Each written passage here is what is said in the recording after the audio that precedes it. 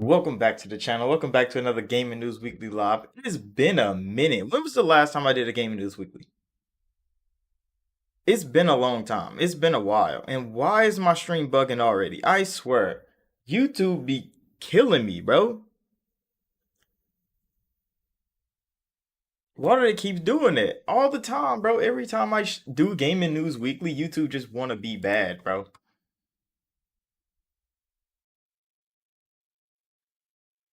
Hold on, let me go look at my freaking...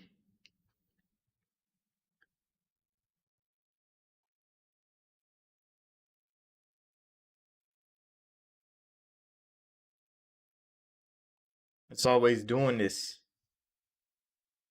Should be fine. No, it's tweaking out. What is going on here? Freaking YouTube, bro. I'm so annoyed.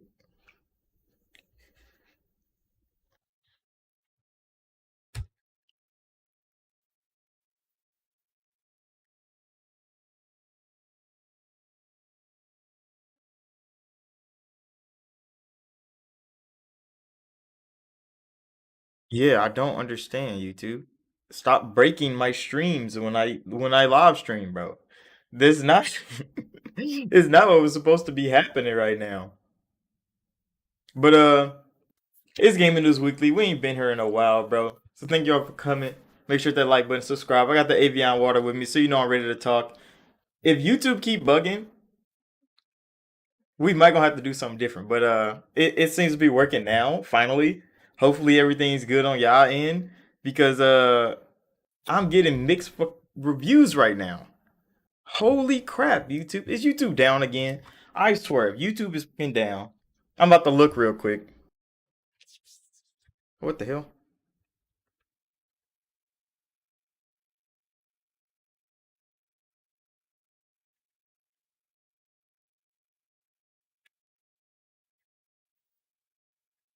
I'm about to look if YouTube is bugging out. Because my stream should be good. What time is it?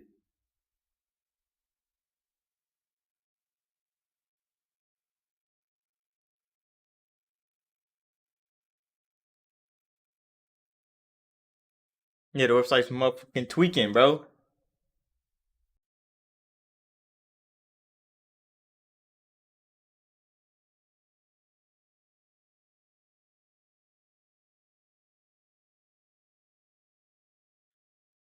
Alright, is everything good? Is everything good? So I can start, because I swear YouTube has been tweaking out, bro. I'm dropping so many frames. Why?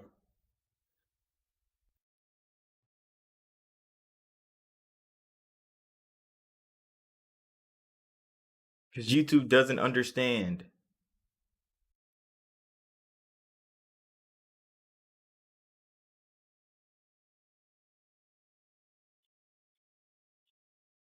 Alright, I think it's good now.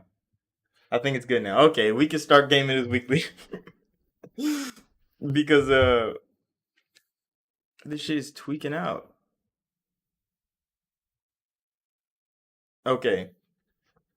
Okay, we got a lot to talk about because we ain't been here in a minute. We ain't been here in a while. There have been a whole lot of things going on. Xbox tax was streamed. Hey, I'm team. It was trending for a long time, bro. I think like 2 weeks. The 2 weeks I didn't do Gaming News Weekly, Xbox tax was definitely just like making its rounds all over the internet. And I'm looking at it and I'm like, most of the people talking about it, everything they were saying, I wouldn't say it's invalid, but it wasn't completely valid because like Xbox games getting reviewed, that's not what the Xbox tax is about. It's never been about what the Xbox tax has been about. Because everybody go to reviews and be like, see, look, Xbox games get good reviews. Yes, because Xbox make good games. It's not like they don't. It's just the way the media talks about Xbox to get clicks. And they bait people into clicking on their articles and their videos. IGN does it, GameSpot does it. Fucking every like if you go look at all the articles that I've reacted to, that I've made videos on with the gaming media, all of it has been tarnishing Xbox's name for no reason at all. And then most of the articles don't even talk about what the hell the headline was saying. So it's the abuse that Xbox gets from headlines and from gaming media in general is mostly about what the Xbox tax is. It's not that Starfield didn't get a fucking Game of the Year nomination. It didn't really need one. Starfield did amazing for Bethesda, for Xbox, for Game Pass. It did great. It sold well. It got played by a lot of people. The media can try to make it look bad. That's fine, bro. But like, it did good, bro. They're not stopping it from being a Game of the Year. That's the fans, because the fans didn't receive Starfield all that highly, which leads into the next thing. I swear, this shit is randomly just tanking out. I don't understand why. Hold on, bro.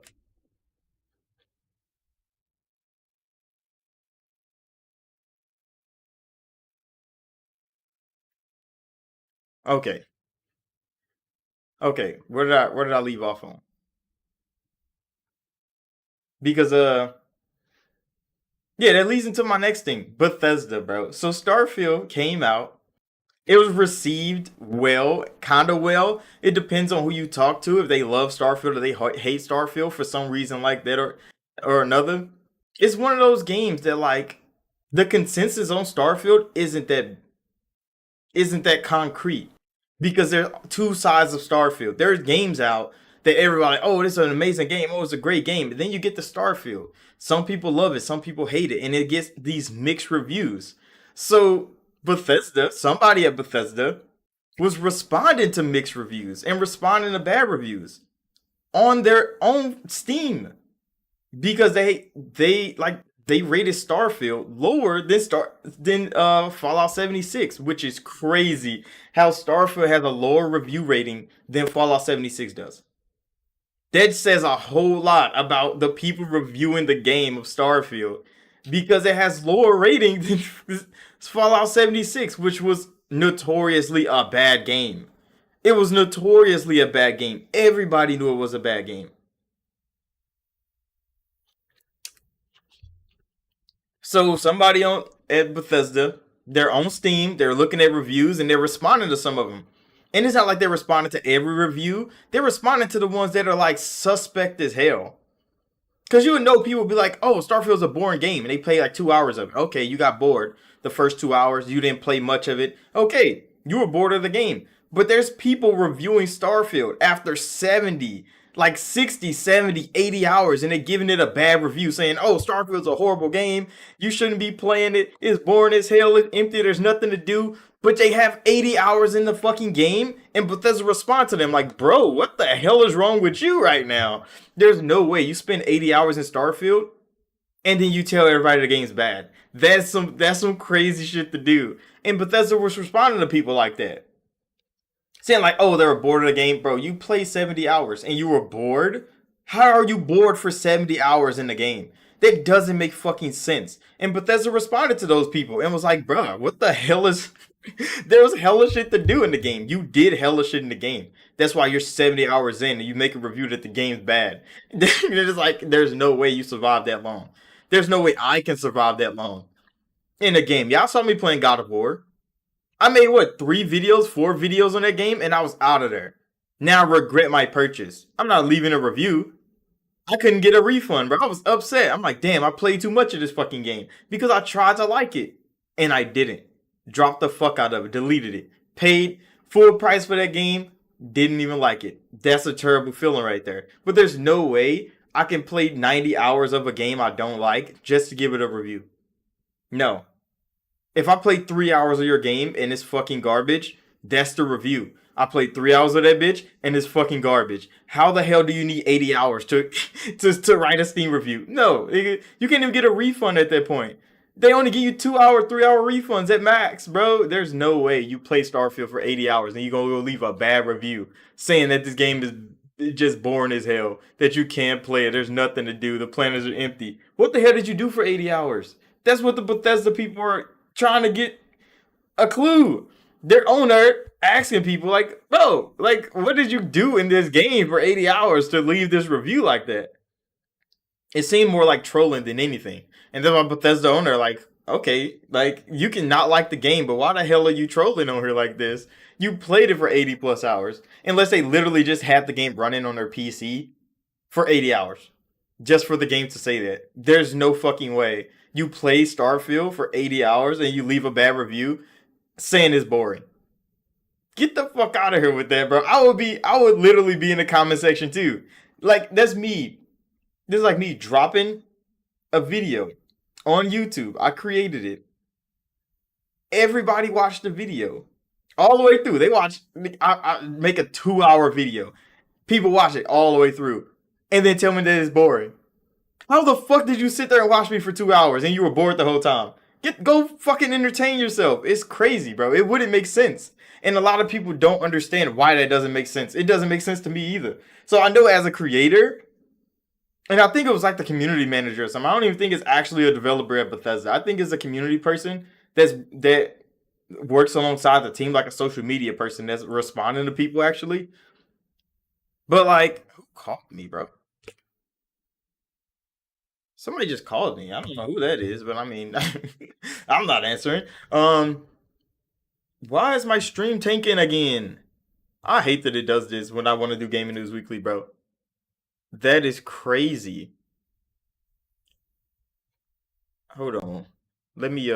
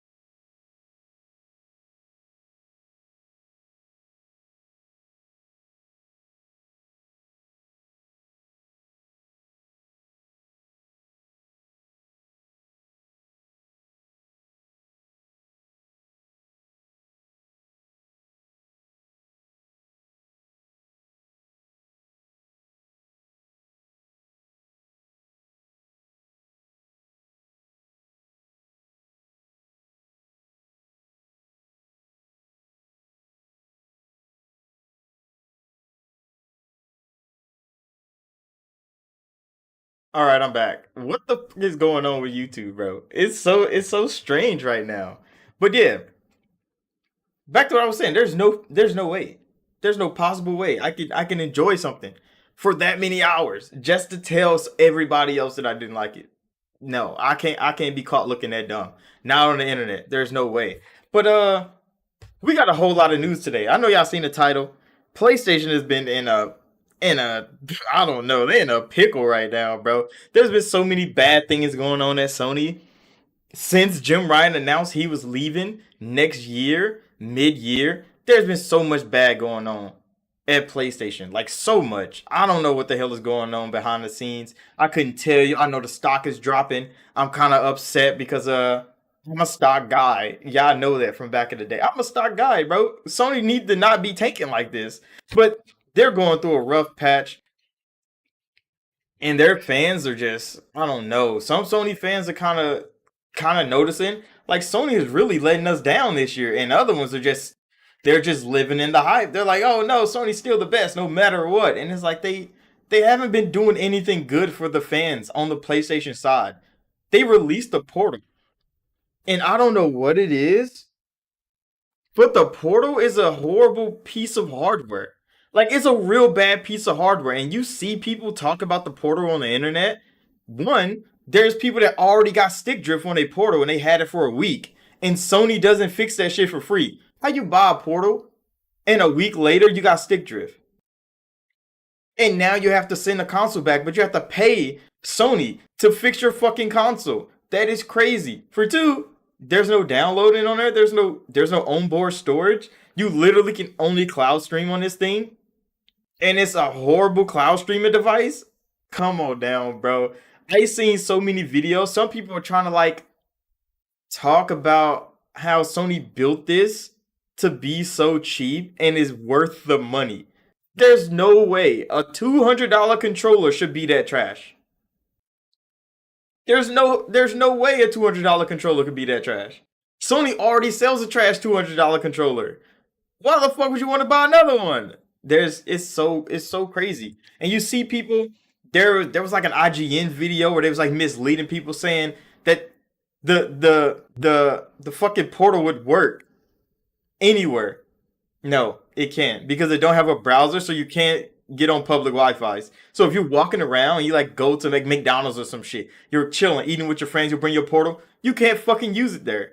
Any place with free Wi-Fi to have you sign in, you can't use. You can't go to your local Starbucks, go get you a motherfucking Frappuccino or some shit and try to play Spider-Man. It doesn't fucking work. So whose Wi-Fi are you fucking using? You only can use their home Wi-Fi at that point, bro. They were like on the plane and they bought some like expensive ass fucking Wi-Fi to use on the plane to make their portal work, and it still was lagging. The latency on that bitch is terrible. It is horrible. The screen is so low resolution. Like there's phones out here with better resolution than the fucking portal, and they want you to play 4K games. What? They want you to play these high quality PlayStation games on a 720p display? Why the fuck did you buy a 4K freaking 120 frames per second TV if you're gonna play it on a 720p screen in your hands for 2 hours before the fucking portal dies? It is crazy out here. The consensus on the portal from anybody that understands the portal is bad is that it's fucking bad. It's a horrible piece of hardware for $200. And then there's like I'm talking about big brands pushing the portal, telling you where to buy it, telling you when it's restocked, knowing that it's bad though. Like they'll literally tell you, like, yeah, this is not that great, but you should buy it. And I'm like, what the fuck is this? IGN was doing it, Linus was doing it. There are some other people that was doing it. And it's like, is this just product fucking placement? Are y'all literally just trying to get y'all communities to buy this piece of shit because y'all profit off it somehow? I don't understand, bro. The portal is in a weird place because it's not good. It's not a good handheld device at all, especially if you have to use it at home. There's no Bluetooth, so all the Sony Bluetooth headsets and Bluetooth fucking headphones and shit that they just built and put on the market for PlayStation, you can't use on the portal. What the fuck sense does that make? It's so bad. The portal is such a horrible piece of hardware, and they still try to hype it up somehow. There was Sony fans looking for a PSP, and somebody, who was it, bro? There was a big YouTuber. I think it was Linus. He compared that motherfucker to the PlayStation VR2. Another shit piece of fucking hardware, bro. And I'm like, there's no way he just made that comparison knowing that the PlayStation VR2 is a dead piece of hardware. That's a dead piece of hardware over there. Sony doesn't support that bitch. They barely have games for it. They barely have games for the PS5. Better yet, the PlayStation VR2, and that shit came out this year. People talk about the PlayStation VR2 like it's already been out a long time. No, that bitch came out this year and it's already forgotten. And now the portal is here. It's been out a month, and that shit's already forgotten. Sony's in a rough patch, bro.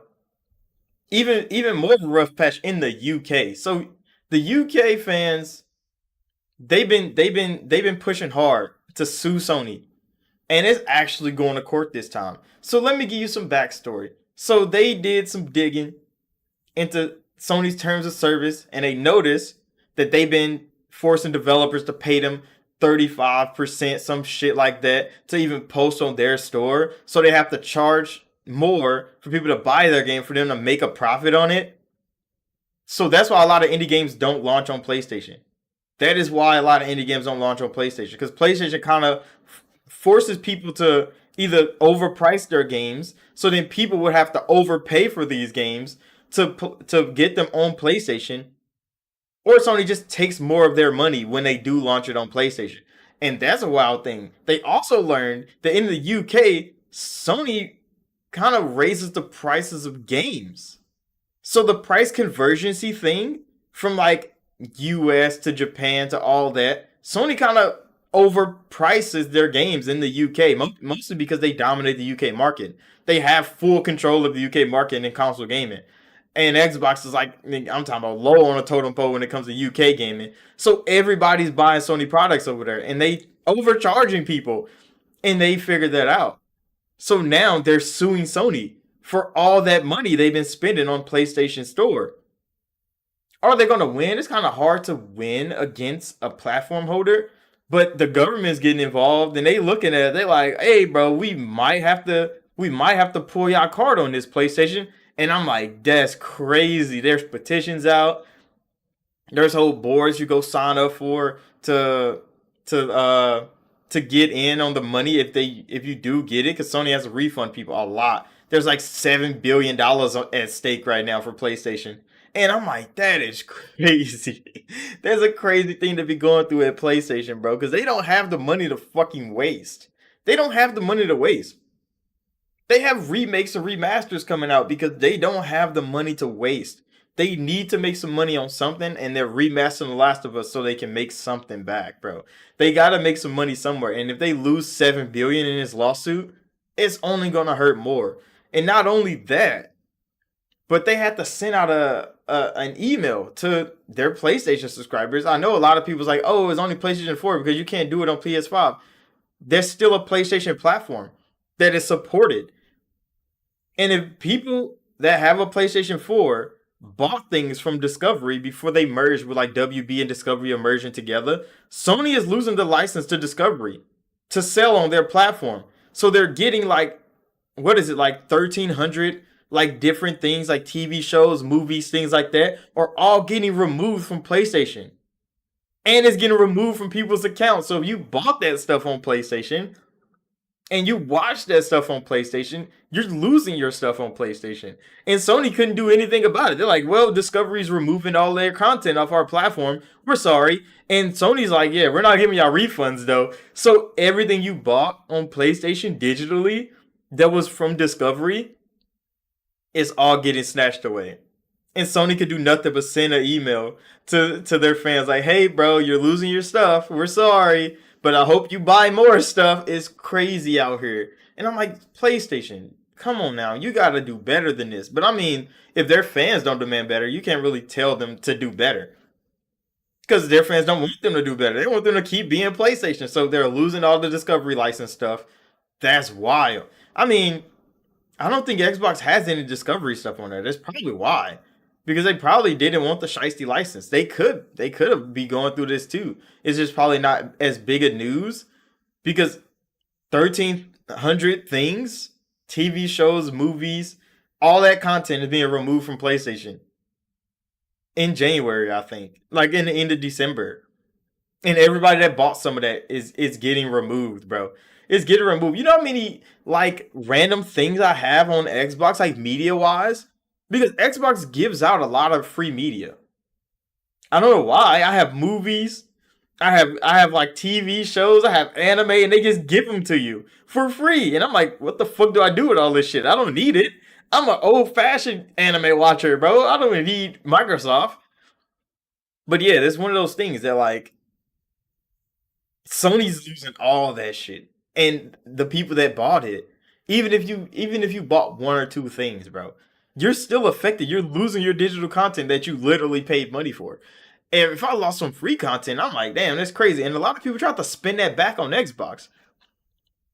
A lot of people, I mean, like the Twitter universe, the X universe, bro, was trying to motherfucking spin that shit back on Xbox. Like, hi, and y'all the same ones that support Game Pass. And it's like, do you not know Game Pass? It's the opposite of losing all your shit, bro. Because if you pay for it, you think you own it. But if you use Game Pass, then you know you're renting it. Why the fuck would you be mad at Game Pass that literally you won't lose anything? Because you didn't pay money to own the thing. You pay money to play the thing. Why? Because you probably don't want to own it anyway. So when I see a game and I play it in Game Pass and I like it, I buy that game. Or if it's a game I'm already planning to buy, I buy that game. I own that. If I lost some shit that I owned, I would be wounded. But if something leaves Game Pass, like my friend was telling me that Persona 5 left Game Pass. I already bought Persona 5. I own Persona 4 on PC. I might get 3's remake. Maybe. I'm thinking about it. But like, I didn't know it left Game Pass, mostly because I could still play it because I bought that hoe already. And he was asking if it was worth it. I'm like, yeah, bro, just buy the game. It's fine. But I never knew it left Game Pass. I never fucking knew. This is one of those things that it slid out of Game Pass, and I was none the wiser because I already owned the game. but I still played it through Game Pass. I played it in the cloud and stuff like that. I didn't really want to download it, so having that option was always fine for me. But there's no way they can equate Sony losing 1,300 pieces of content to fucking licensing issues to supporting Game Pass, bro. And it's so wild how the Sony fans can spin that shit back at Xbox and think it's valid. And it's like, come on now, bro. Come on now. You don't even try no more. Not on the internet, they don't. They barely try for anything. And I don't. I swear, some of them don't even play games on their PlayStations, bro. I think they bought them, or they just bought a box just to say they have it. Because right now, there's an Xbox in that box. There's no Xbox in that box because I use it every day. But I mean, I could fucking put my Project Scorpio in that motherfucking box if I wanted to. I could put a Xbox in that box, but I mean, my Xbox One X is in the other box, and it's right here. I should put it over there. Put my One X on top of the one. Maybe eventually I'll think about it when I restructure some stuff around here. But Sony's going through a rough patch. $7 billion lawsuit, discoveries, content getting removed, people are losing their content. And I'm like, this should be bigger news. But the Xbox tax, it keeps that from being bigger news. Sony can't get exposed like Xbox can. I don't think the media want to push those type of narratives that Sony is literally a tanking ship, bro. It's a sinking fucking ship over there right now.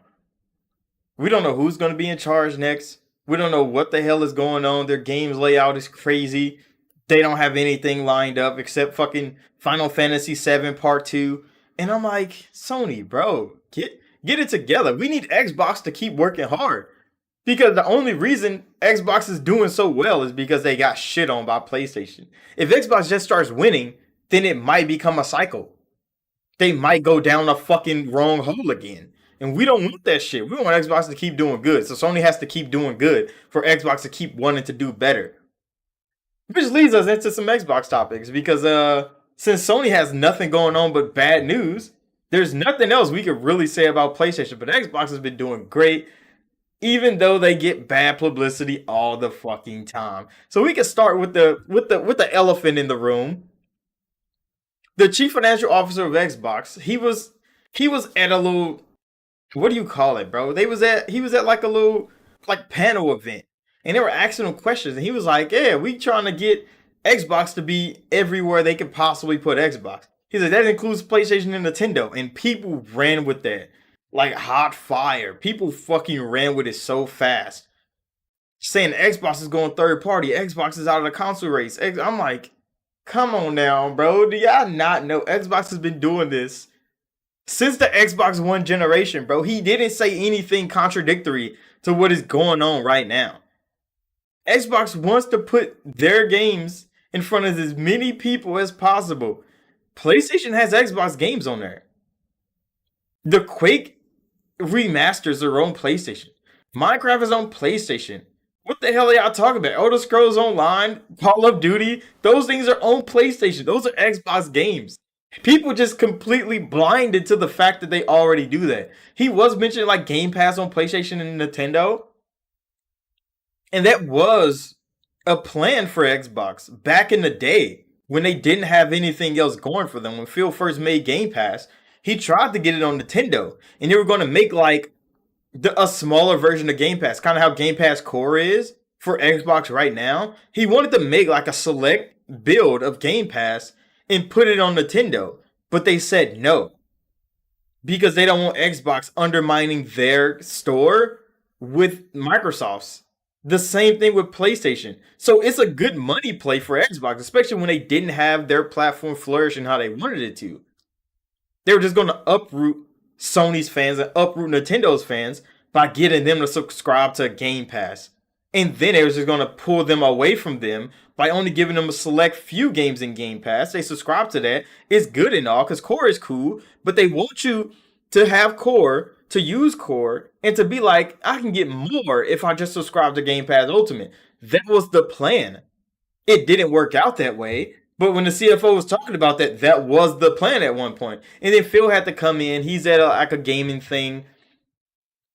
No, he wasn't at a gaming thing, I don't think. But he was at like a technological event. And he had to like, hey, bro, we're not going third party. we're not just putting our games everywhere. Game Pass is not going to PlayStation or Nintendo. Mostly because those ideas already came and went. They're not trying to do that again. Even though I still think it's a great fucking idea. Just go put Game Pass Core on PlayStation and Nintendo. Watch how many people subscribe to fucking Game Pass. Why? Because Game Pass is a no brainer of a thing to have if you're a gamer, bro. It's a no brainer thing to have. And I mean, what's the price of it now? I know it's not cheap no more.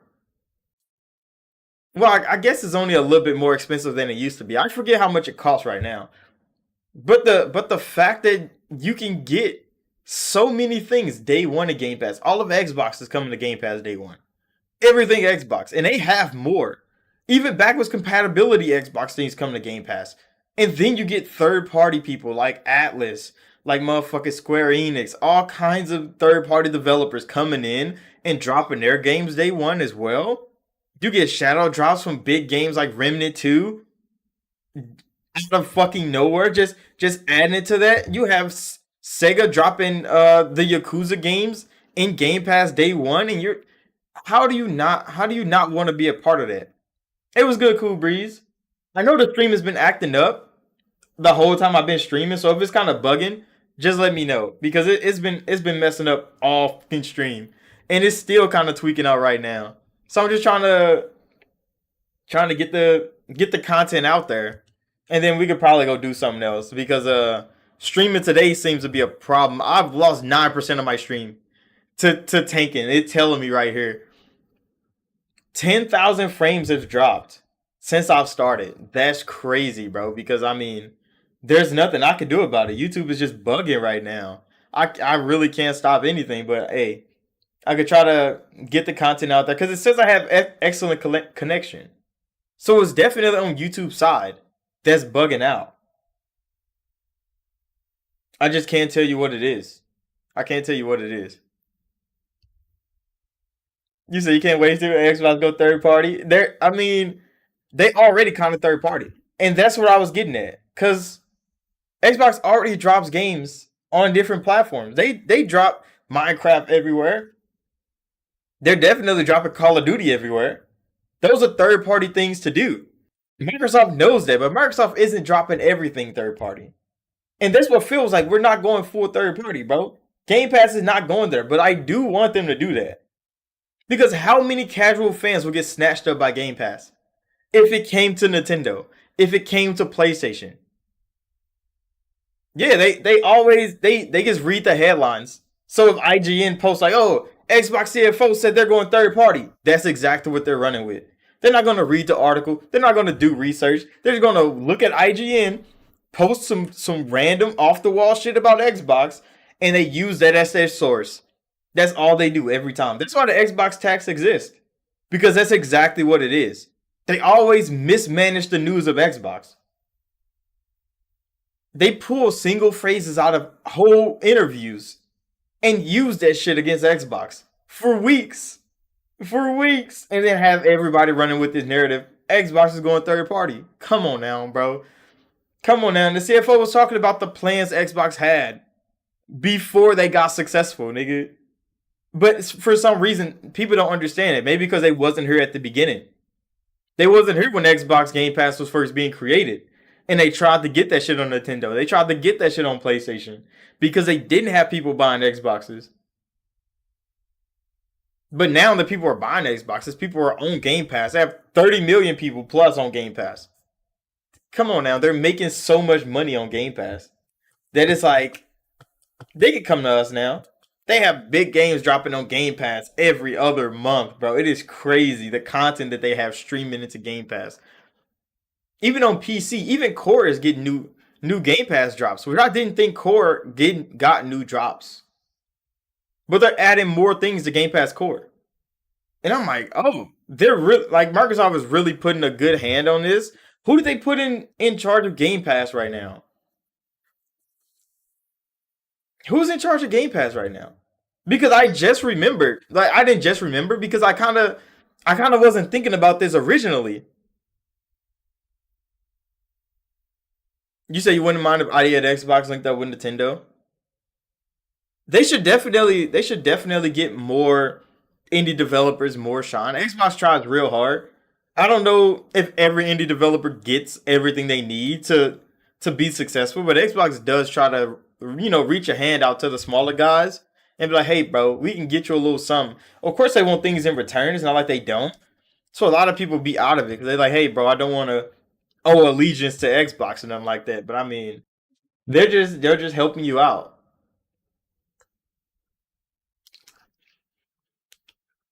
I like the idea of the Xbox program though. But yeah, I don't know who runs Game Pass now because Sarah Bond runs all of Xbox. So after she got the promotion and Matt got the promotion, Phil was already promoted. Everybody just kept calling him the fucking CEO of Xbox when he was the head of Xbox. When he was the CEO of Microsoft Gaming for like 3 years.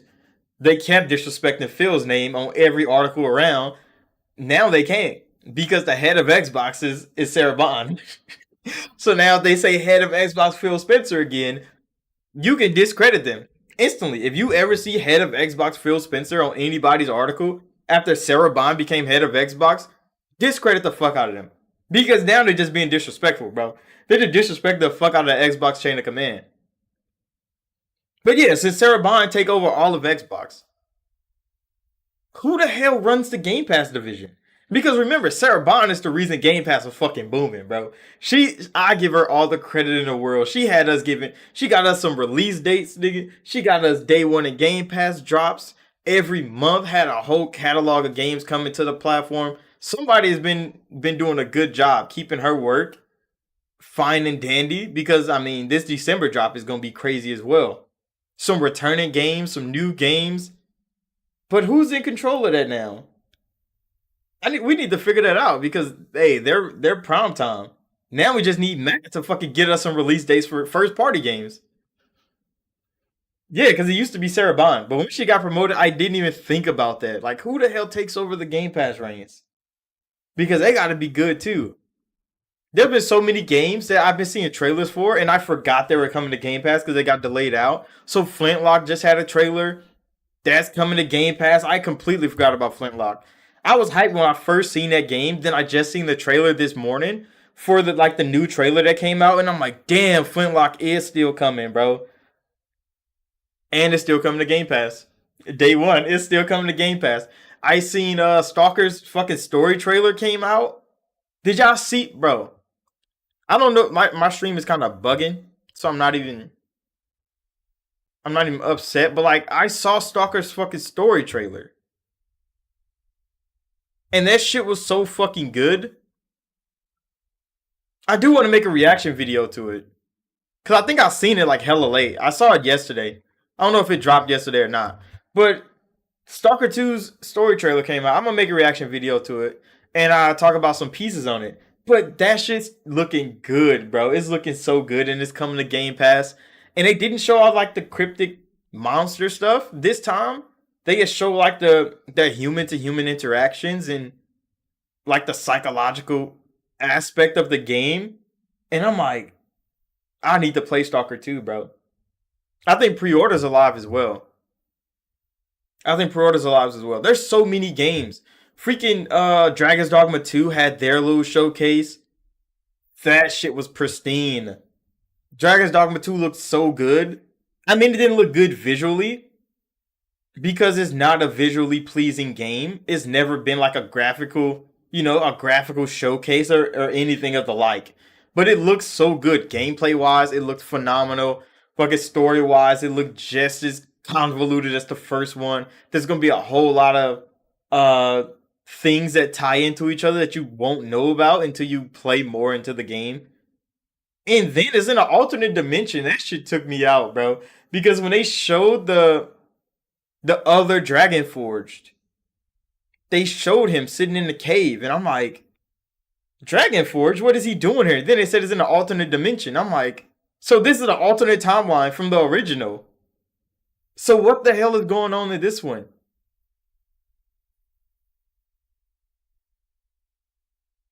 You said it's good news for Tomb Raider fans who ever tried the new ones on the 5th. Yeah, because Game Pass is getting a fat drop. Somebody told me. I forget where they told me at. I think I was on live stream at Game Talk.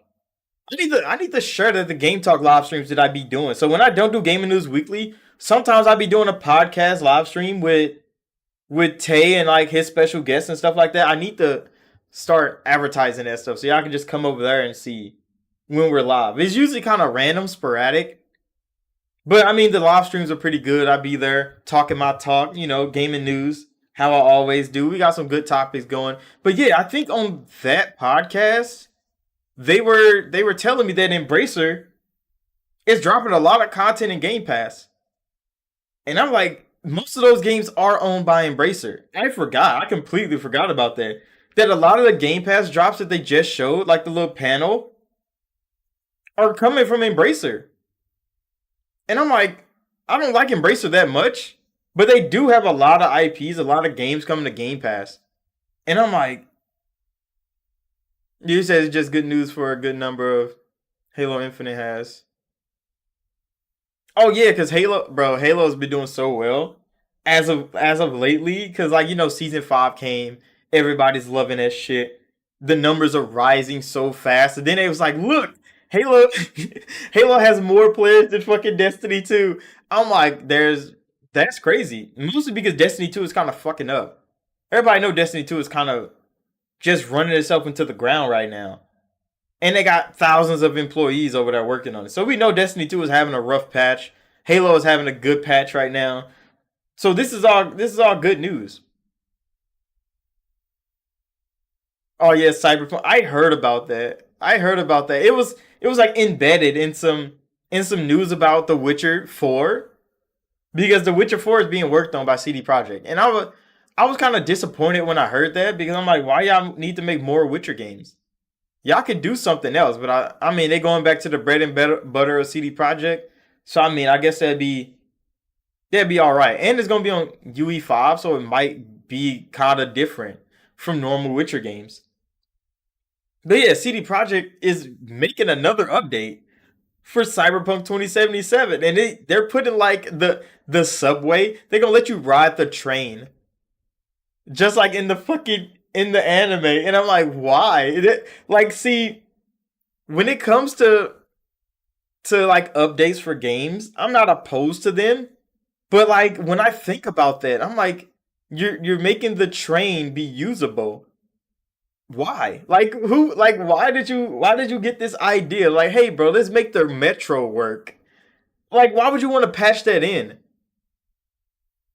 I mean, it makes sense for a city, but like, why? Like, what's the use of it? I mean, I guess it's for immersion purposes, because somebody's gonna mod it in eventually, so they might as well do it themselves. But that's some shit Bethesda just let somebody mod in. Because Bethesda has the little fast travel train that they got in like the United Colonies city. I forget the name of the city. But the little tramway that you like fast travel with. I know somebody's gonna mod that motherfucker to be like actually usable. So you just sit on the train and then you ride to the next point and then you get off the train. Somebody's gonna mod that in. Because I mean, it's it's more of just, for what do you call it? For immersion purposes. But what, like, all the things they could have been doing with Cyberpunk or like all working on another game, they're like, let's go put the train in Cyberpunk 2077. And it's like, what? How much work does that take? I just want to know, like, how much manpower and time does it take to get your train from being a background accessory to actually accessible and working? Like they'll have to build a whole new travel network for people to use the train to get on and off the train. The train's gonna have to make stops. They're gonna have to get NPCs to actually walk to the train station to get on the train. Like that's a whole lot of content going into train rides that I wasn't expecting from CD Projekt to do. I mean, I wasn't expecting them to do it, and I wasn't looking for them to do it either. I wasn't one of those people like when they gonna get this train working. But it's so wild that they're actually going to put the train systems in. But then they're going to work on The Witcher, which I mean, I heard a rumor that they're working on another Cyberpunk 2077, like a second Cyberpunk 2077. And I'm like, Cyberpunk is getting a second game when I literally die. Like, what the fuck? You ruined our life, CD Project. Like, what do you mean? It's so strange that they do V like that. They do V so dirty. Even in the expansion, they do V so dirty, bro. Have you lose everything, and then and then they just come on now, bro. Then you gotta make a second game, but you don't be V again, bro. So like everything we had to do with V, everything we had to do with Johnny, bro. They emotionally scarred so many people, bro. All the shit I went through, everything I sacrificed, bro. Hey, we gotta do it again as somebody different in a different night city. Come on now, bro. I made myself in Cyberpunk 2077 a real deal demon. And I was the biggest motherfucking what do you call it? I wasn't a fixer. You know, the mercenary person that you are. I became famous. I was on top of the city, bro. And I didn't die at the end. And then guess what they did? They ruined it.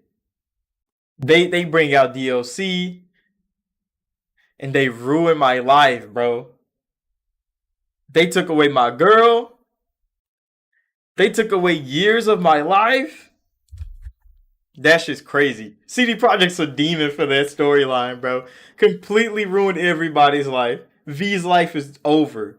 Everybody's gone, bro. You were in comatose for a long time. And I'm like, really, nigga? This is what y'all do to us?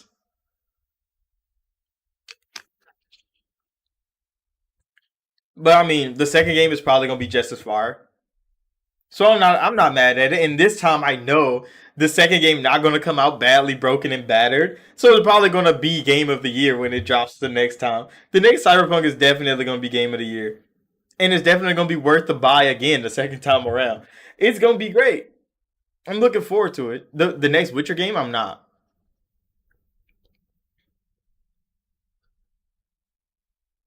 You said only for a bit because Alan Wake got you in a chokehold. I need to go download Alan Wake 1 and play that game so then I can actually go play the second one. I have Alan Wake 1. I know for sure. And I have the American Nightmare. I have two Alan Wake games. For sure. I have two Xbox Alan Wake games. But I haven't played them. So that's one of those things. I legit haven't played them. But yeah, in more news, Xbox is looking for a partnership for a mobile game store. You said definitely play the first one. I got to. I got to. I should have some time coming up in the next couple weeks to start live streaming again, like I did with Gears. So I can start live streaming the next Gears. So I'm gonna live stream Gears 3 because we already talked about that. I need to finish live streaming Mass Effect because that's already an ongoing thing. I need to finish that up. And then we're gonna have to get some Alan Wake in there. But there's so many games coming out, bro. There's so many games. I started playing Remnant 2, and for some reason, Remnant 2 feels so much like Outriders to me that I don't want to play it no more. Look, I know Remnant 2 is a good game. I've been playing it. It looks good. It plays good. But it feels so much like Outriders. Maybe it's the shooting and the rolling. It just feels like Outriders to me. And I didn't like Outriders. It was so broken for me. I was so upset with Outriders, bro. It got kind of lazy towards the end. It just made me feel so bad that I don't want to play Remnant 2 no more. But it looks cool. It's kind of fun. The enemy spawn rates is kind of strange. I don't know if they just keep respawning or if it actually clear levels like you can in Dark Souls. I'm not sure, bro. I'm really not sure. Remnant 2, that shit feel like Outriders. And I'm like, God damn it. I suffered through Outriders with my friend. We beat that game because we already started it. We were halfway through. It was kind of broken. So I was like, fuck it, bro. Let's tank this shit out. And we did. We finished it. It was horrible. And we never went back. All the DLCs that came never went back. And it's like, nah, nigga, it's not worth it. So playing Remnant 2 right now, That shit kind of feel like Outriders to me, and I'm like, I don't know if I'm gonna play this shit some more. I'm gonna try to give it a little bit more. Maybe it's because I got a shotgun, and I usually use shotguns in fucking third person action games when they not cover based. So I don't know. I don't know. I don't know. I feel kind of strange about that. But yeah, Xbox is looking for a partner for a mobile gaming store. Because this is one of the things, this is one of the pillars of Xbox they're trying to build. They're trying to build a good mobile platform on top of the good Xbox platform and on top of the good Game Pass platform they already have. They want to get a mobile platform under that and they want to get a cloud platform over that. And Microsoft is working real hard in the gaming industry, bro. Yes, they're really out here trying to make some good money. And they have so many mobile divisions now because they have fucking the whole King, and King makes so many mobile games. People only know them for Candy Crush, but they got the mobile game on they got mobile gaming on lock, bro.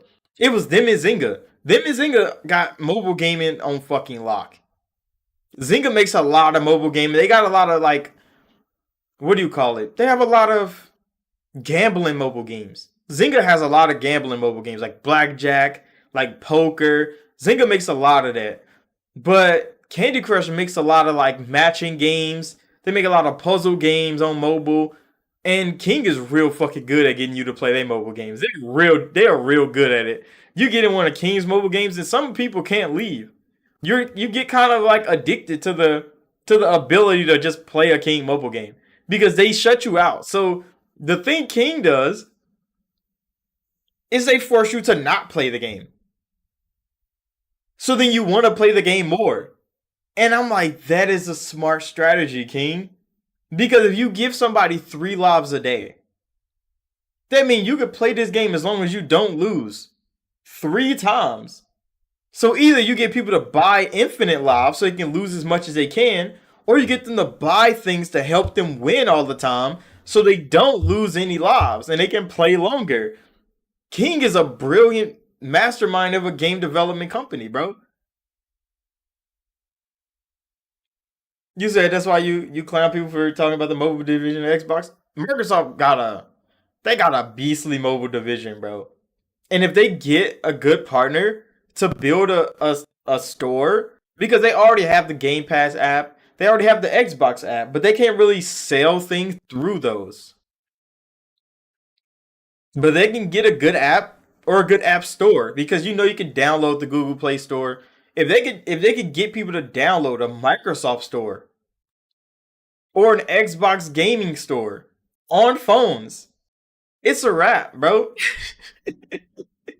They're gonna get people flooded in there. And imagine Candy Crush getting pulled from the App Store of Google Play, from the App Store of Apple, and going to Microsoft's own App Store. That is gonna change everything about mobile gaming. Because if Candy Crush is pulling in all this money, Microsoft would just put it on their store. Everybody goes to their store to download it, and then they get all that money right back to them.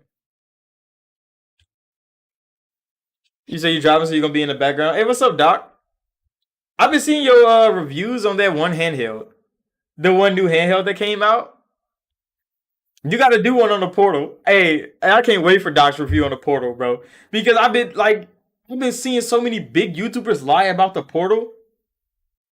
Yeah, the Legion Go. That it's been some good stuff going on. But yeah, you got to do a Portal one, bro. Because I'm getting tired of people lying.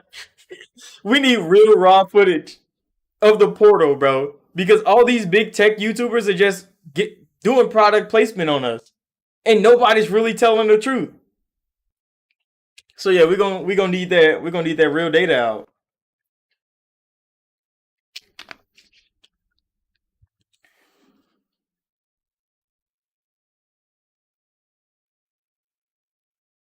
You said the scalpers are charging 350. That's why they always sold out. Because you hear PlayStation fans saying that oh everybody's buying a Portal, they're sold out everywhere. It's scalpers. It's really just scalpers out here just taking them all, just like PlayStation consoles. Sony sold how many consoles, but nobody's buying their games because scalpers bought them all, and they're still trying to resell them bitches to this day.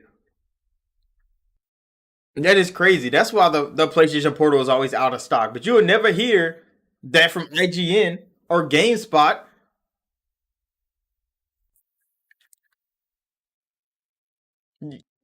Wait, you say you didn't see Tackle the Xbox Tech unless I missed it? I'd love to hear your opinion. See, I did that on Gaming Talk. We was doing a podcast. It was me. It was Tay Talks. It was somebody else. I did a podcast. I need to share that because yeah, we talked about Xbox tax like twice on that podcast because I didn't do Gaming News Weekly those weeks because I was podcasting with Tay and them. So I'm gonna definitely share that. But yeah, the Xbox tax is a weird thing because everybody sees it kind of different. So when I see the Xbox tax, I don't think it has anything to do with Xbox as a game like distributor, a gaming company, because Xbox games still get good reviews. It's not like they don't. But Xbox media, the way the media talks about Xbox is where they get taxed. Because if Halo comes out and it's a good game, it got like a 97 when it dropped. It won People's Choice Game of the Year. Remember that. Halo won game like People's Choice Game of the Year. It won. So Halo was a good game when it came out, but then all the gaming media talks about how Halo Infinite was a bad game when it launched. What? Didn't you get that shit an 8 or a 9? Didn't it win People's Choice Game of the Year? But then you heard all these people in the media talking about how bad Halo was when it was a good game. And that's when it gets confusing. Because y'all wasn't saying that when the game came out. But then it got hot to say that Halo was bad. Halo YouTubers were doing it. Gaming media outlets were doing it. Everybody was just shitting on Halo. For what? It's a great game. It already won a Game of the Year award, People's Choice. I mean, the fans loved it. The media loved it. It got like an 88, 87 when it dropped. It wasn't a bad game initially, but now all of a sudden, every headline is how bad Halo Infinite is doing. What? That's the Xbox tax to me. Because Starfield just went through the same thing. Starfield comes out to get a lot of 8s, 9s, 10s. It's a great game. But then a month after it came out, all of a sudden it's hot to say, oh, Starfield getting all these bad reviews. Starfield is the lowest rated Bethesda game on Steam. Starfield is losing to fucking Baldur's Gate 3 in all these aspects. How many videos do I have of gaming media like articles coming out with the most outrageous headlines about Xbox? Pulling Xbox names to everything. That's the Xbox tax to me, bro. Because it's not like they don't like Xbox. They love Xbox. They like Game Pass. They like everything Xbox is doing in gaming to change it for the better. But all of a sudden, when it gets hot to say something bad about Xbox, they use it. They want those clicks. It's all about how you can bait people into being on your platform. And that's what they do. So they bait us into clicking on their article by saying some outrageous shit about Xbox in the headline, and it has nothing to do with Xbox. It has nothing to do with them. There's so many bad. I bet I can go pull up an article right now talking shit about Xbox. It takes like 3 seconds. What the headline does, and then it just say, like right now, how many articles are talking Xbox going third party? How many articles are gonna be like Xbox going third party? Just like right off the bat. Well, no, because now Phil Spencer kind of cleared that up, so now they all talking about Banjo coming back. Yeah, they kind of have to switch up now because Phil came out. But if Phil didn't come out when he did and say that, they would have definitely been on there. You said Starfield's the only game I know that people hate, but drop 50 plus hours. Yeah, that's look. And IGN them tried to make a big whoop out of somebody at Bethesda responding to reviews on Steam. And they wasn't responding to everybody's review. I kind of said this earlier in the show, but Starfield reviews, there were literally people on there saying Starfield's a boring game, has all these empty planets with nothing to do. But then you'll see they have 75 plus hours in this game. And Bethesda responds to them like, bro, how are you bored playing Starfield for 75 plus hours and you're giving us a bad review? There's so many things to do in the game. And they saying like, oh, Bethesda's getting defensive when it comes to Starfield reviews. No, Bethesda's confused. Because how can they get you to play a game over 50 hours and you still tell everybody it's boring? You can still tell everybody it's not a good game. Bethesda's confused, just as confused as everybody that likes Starfield. Confused everybody that played it for 50 plus hours and they say they hate it. There's no way. I play a game for 4 hours and I'm like, bro, I'm done. I'm out of there. I'm deleting it. I'm never playing it again. That's my review. It's a horrible game.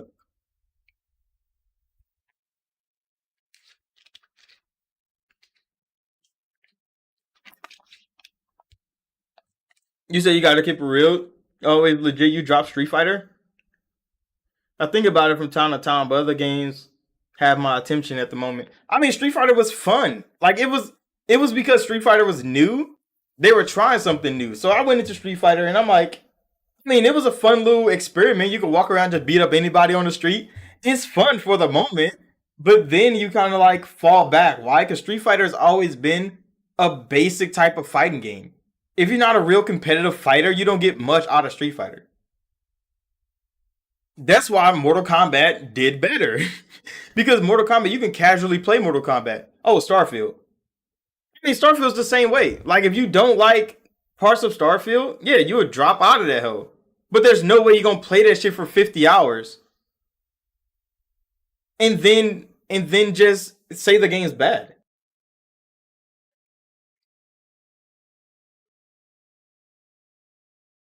But yeah, I played Starfield for 7 days in game time. I did New Game Plus once, so I played through it for 6 days on one playthrough, and then I New Game Plus that bitch in another day of game time. And I beat New Game Plus one time, and I just refreshed it again for New Game Plus 2 because I have a modded one that I kind of mess with at the moment.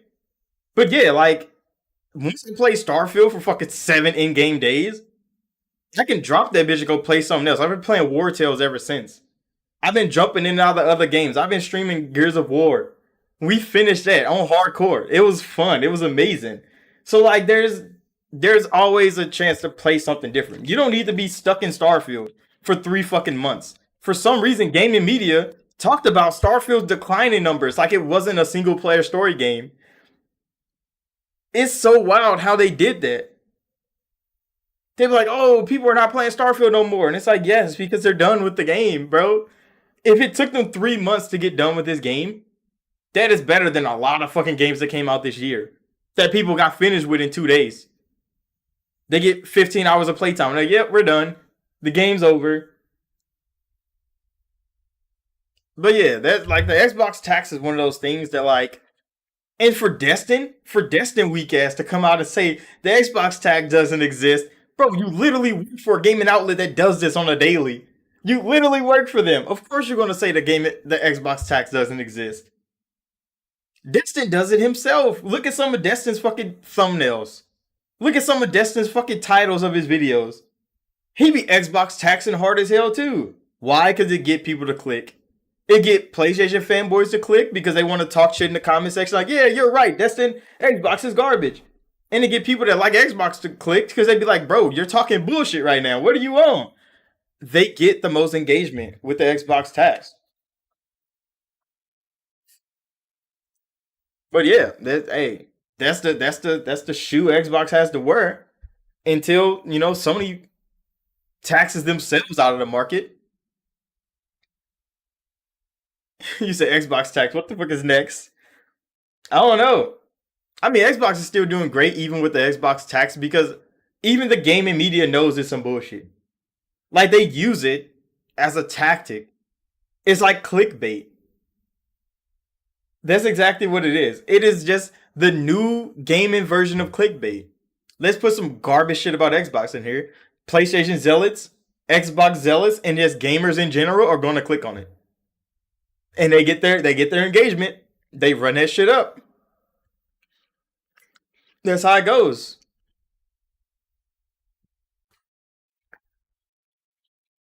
That's why they can't be posting too much good about Xbox. They drop an honest video, like an honest article every now and again, just keep up appearance, showing that they are journalists. But then they hit you with the Xbox tax article. It'll boom big, and then you be like, "Come on now, bro." That's why I can't look at game rant videos or like, or they motherfucking articles when they come out because I'm like, "Come on now, I know it's some bullshit, bro." Kotaku's the same way. I made so many Kotaku article videos. It is crazy. I kind of avoid that website altogether now. You say you missed the '90s vibe in gaming. See, I was hella poor back in the day, so all I had was like Game Informer, like what do you call it, the Game Informer magazines, and then like G4. That's all I had for gaming media back then. I had G4 and I had Game Informer magazines. So with those two things, that's all the gaming media I ever had. So I was never one of those people that knew about a lot of things. So I couldn't be one of those people that felt left out, because that's a kind of community thing that happens now. When the new game comes out, everybody jumps on it. Why? Because they don't want to be left out of a new big thing. But I've never been that type of person, mostly because I was already left out. I couldn't afford it anyway. So even if I knew about it, I still wouldn't have it. So I'd be fine with waiting to get things, or getting things that I want more than what's new and big right now. So if I see a new big game, I see a new name, it pops up on the screen. Everybody like, oh, this is going to be the new hype, and then I literally don't play it because I know, like, oh, come on now, it's going to be dead in a week. I'm not jumping in that shit, and then I don't jump in that shit, and it be dead in a week. It makes sense. But one of my friends, bro, we was on Discord. He was talking about he jump on everything new because he want the engagement for his YouTube channel. I mean, it makes sense. I understand, but I don't want to be that type of person. I definitely don't want to be that type of person to jump on some new shit just for the engagement. Come on now, bro. That's just dead. When it comes to news, big news, actual news, I get in that because it's news. But just to play some shit because people want to see somebody play it, no, that's not me. I'm gonna play some shit I want to play. If you want to see me play it, that's fine. That's why I play hella fucking War Tales, bro. I stream War Tales on Twitch. I should stream it on YouTube, maybe. I stream other things on YouTube. But yeah, I got Wartail video that got like 3K views or some shit. Like something crazy. I'm like, damn, nigga, Wartail's video really blew up. But I mean, all of them won't. It's just one of them really caught a wave. And it did really well for me. I'm like, hey, that's all I can ask for. Oh yeah, what's else on the name gaming news agenda? We've been in here for an hour. I didn't have a whole lot to talk about this time. Oh yeah. So Game Awards are coming up. I'm definitely gonna live stream that. Hopefully I get to. I mean not the Gears. The GTA's reveal is coming up next week as well. Which everybody's hyped for the GTA reveal. I just want to see what the hell it is because they literally put out a poster market that they were having a trailer. I was like, what? They literally posted on Twitter, our trailer is on the 5th. Crazy. Everybody started doing it. Halo did it. Fall Guys did it. Call of Duty did it. Who else did it? There was another game that dropped the same like meme. Even Atari did like a pixelated one. It was so funny. That shit was popping off, and it's like fucking GTA, bro. You say you're not hyped, but you're curious. There is a good way to say it because I'm not one of those people looking forward to GTA 6. I might get it if it's a good game, but I'm not one of those people like, oh, I can't wait for GTA 6 to come out. Nigga, I'm still waiting on Dragon Age. Nigga, I'm still waiting on Mass Effect, bro. Like those are games I'm looking forward to. So for GTA, I am curious about the game. That's what it is. I want to see what Rockstar does next. It's not much hype, and that was a good thing. Cool Breeze, bro. We gotta stop saying we're hyped for stuff because yeah, it's mostly curiosity. It's not really hype. I just want to see what the hell is going on over there. So curiosity is the thing, bro. Yeah, I'm curious about the GTA reveal. You said never was a hardcore fan. You played them though? Yeah, like same thing. Like I've played 4 GTA games. Wait, how many GTA games exist? I've probably played almost all of them. Cause I played GTA 3. I've played Vice City, Liberty City, San Andreas, GTA 4, GTA 5. That's 6 fucking games. You say you only completed 4 of them? Yeah, I completed like 6 of them.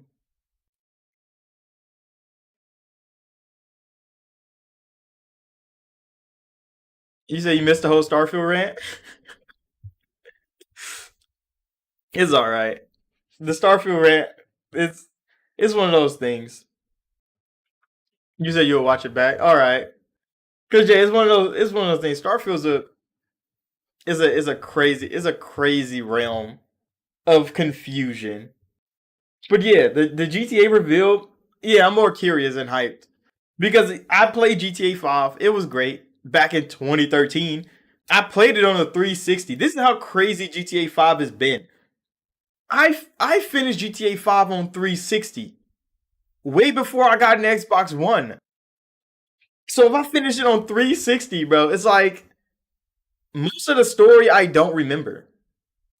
I remember characters from the game, but I ain't played GTA like officially in like 6 years.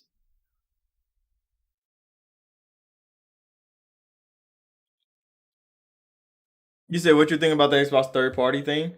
You don't see why the ponies are acting like it's big news? Yeah.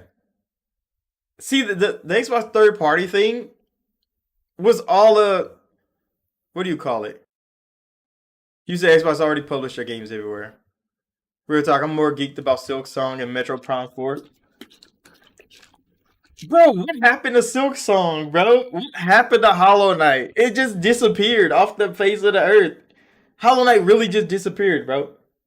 I haven't heard anything about Silk Song since they announced it's coming to Game Pass day one. But a lot of games are kind of coming back into fruition after they got their Game Pass announcement and then they just like faded away.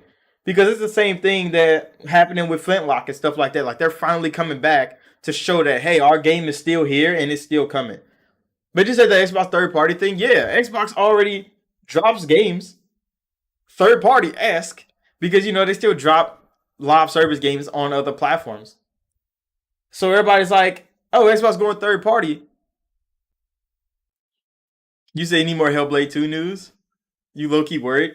I'm not worried about Hellblade 2 because Hellblade is such a passion project of a game. For Ninja Theory, they're not gonna mess it up. They're not gonna mess it up. The only thing that is gonna get people is the fact that there's not a lot of fighting in Hellblade. Because everybody think it's an action game. And it's like, no, Hellblade is a puzzle game, bro.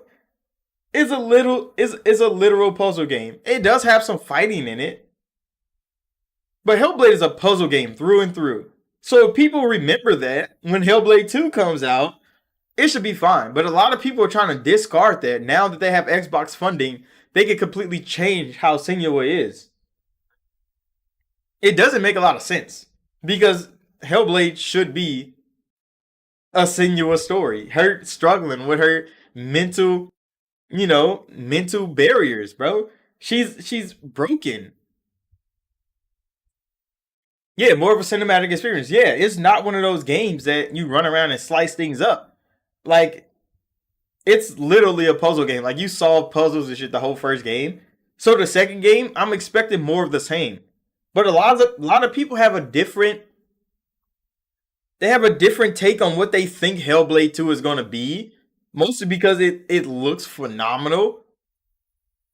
Like the realism that they put into Senua, all the detail they put into this game, people were expecting it to be like a third person over the shoulder action game like God of War. And I'm like, no. No. I mean, it could be like that, but I wouldn't want it to be like that.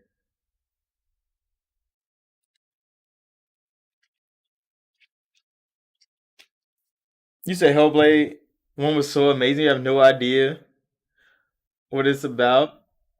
People told me was play it with headphones. Yeah, bro. I struggle to play Hellblade 1. I play the game like on and off because the psychosis is so crazy.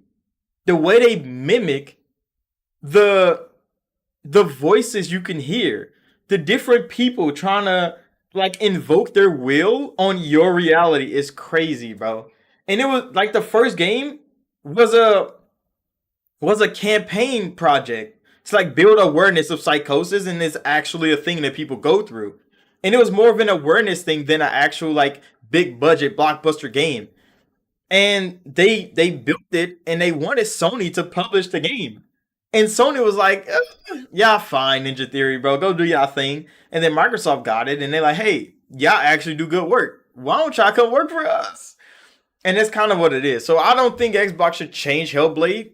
I think they should let Ninja Theory do whatever the hell they want with Hellblade, whether it's good or bad, whether they see it as a positive or not. You said there were ones who didn't believe Hellblade was in engine. Bro, Hellblade looks so good. I don't even think it's in engine. I know it is.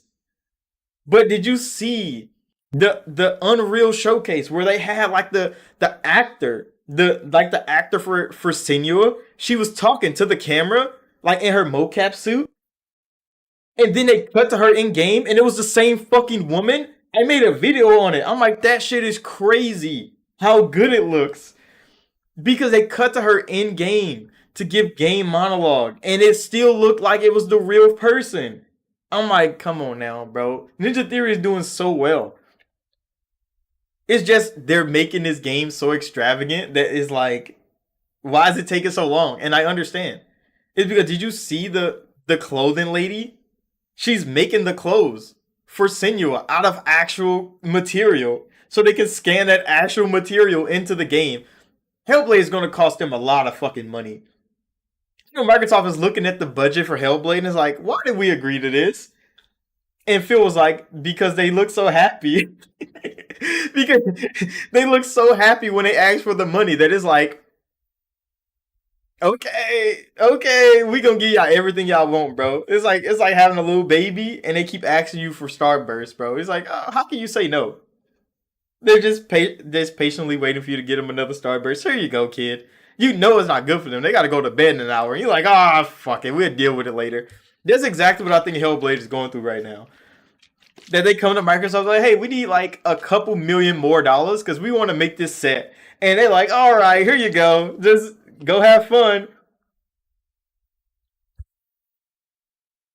You say you convinced UE5 use some type of witchcraft. It's the cameras, bro. It is the cameras because back in the day, they used to create 3D models on the computer. Now UE5 literally take real life geometry and just put it into the computer. And I'm like, and people can literally go get a whole city, scan a whole city. It's gonna take a long time, but you can go scan a whole city like Microsoft did for Flight Simulator, and just paste that shit into UE5, and it's gonna recreate that with all the materials necessary, photorealistic as possible in the game engine. That shit is crazy, bro. That shit is it is wild because the more advanced they get, the more photorealistic things can be scanned into the computer and still look just as good. Because 8K is a thing. You can get 8K textures and downscale them bitches to 1080p and it looks phenomenal. And that's all they really have to do. It's just like it takes longer for 8K things to render. So they gotta compress that shit. So yeah, if they go take all these 8K pictures of outside of wilderness of clothes, then they gotta compile all that shit into a game. It's gonna look amazing, but I know that game is gonna be massive, bro. It's gonna be like a 120 gigabyte game. People gonna try to download that whole and be like, I gotta buy a whole new console to download this game. Because all the high definition textures, all that high resolution texture shit is crazy. Cause I've looked at people developing things and I'm like, you're a real artist. Cause I know for a fact I can't do that shit. Yeah, this is a genuine fear of mine. What is your opinion on it? For Xbox, has only missed two times this generation. One power narrative, two Redfall. Everything else they have done and released, I really like. Are we in the minority? See, I don't think Xbox missed with Redfall though. The power narrative is a thing that I mean nobody can really equate that to a loss. I mean they haven't showed the power to Xbox Series X, but that's not Microsoft's like job to like show people that. Because if games are running well, first game's got to come out and actually be working. Remember, we haven't got a really good launched game in forever. Because all these games keep coming out needing day one patches. They're coming out broken and buggy. You never know if your console's powerful enough or not. Why? Because all the games are broken. So if you get a good game, like Starfield came out, that shit ran better than anything else I played before it. It looked damn good. It played damn good. It had loading screens. That's fine. Some people hated the loading screens. But that didn't, like, does that take away the power of the Xbox? You know how vast Starfield was? How much shit, the object permanence, the sun orbiting around, like planets orbiting around the sun in real time? Like, that shit is crazy if you think about the technology that went into the game. But nobody thinks like that. So the power narrative, I mean, it depends on how much you understand about the technology of the console. It's how much you get out of it. Because I quick resume everything. The Xbox Series X has definitely got me. Because nobody else can do that. So I wouldn't say that was a L that they took. It's just, how do you look at the power thing? Is it just pixels for you? Is it just frame rate for you? Or is it scale? Is it like, it depends on what you're looking for, if the power narrative fits or not. The Redfall thing is another thing. Xbox just bought Redfall. It's not like they made Redfall. They bought Redfall, just like they bought Starfield. Like, those aren't things they had their hands in. So Microsoft did have to take the L. Phil stood there as the go he is, as the CEO of Microsoft Gaming, and took the shots that all the media wanted to send him for Redfall. But it's like, y'all didn't give Sony these same shots for everything Square Enix just gave them. Y'all sent those shots right at Square Enix. So it's kind of crazy.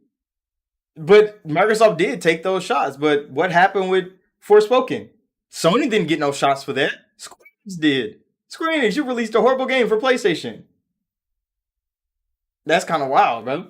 That's kind of crazy. But I mean, Redfall was another thing that Microsoft had to learn from that. But yeah, the Series X is one of those things. That's the only reason I really bought a Series X, is because of Quick Resume.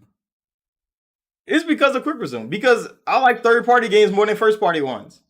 I think I've stated that a lot. I don't be looking forward to Xbox first party. I'm not one of those people waiting for the next Forza to come out. I hate Forza games. I like Need for Speed. I like Midnight Club. Like, I like arcade racing. Microsoft don't give me that.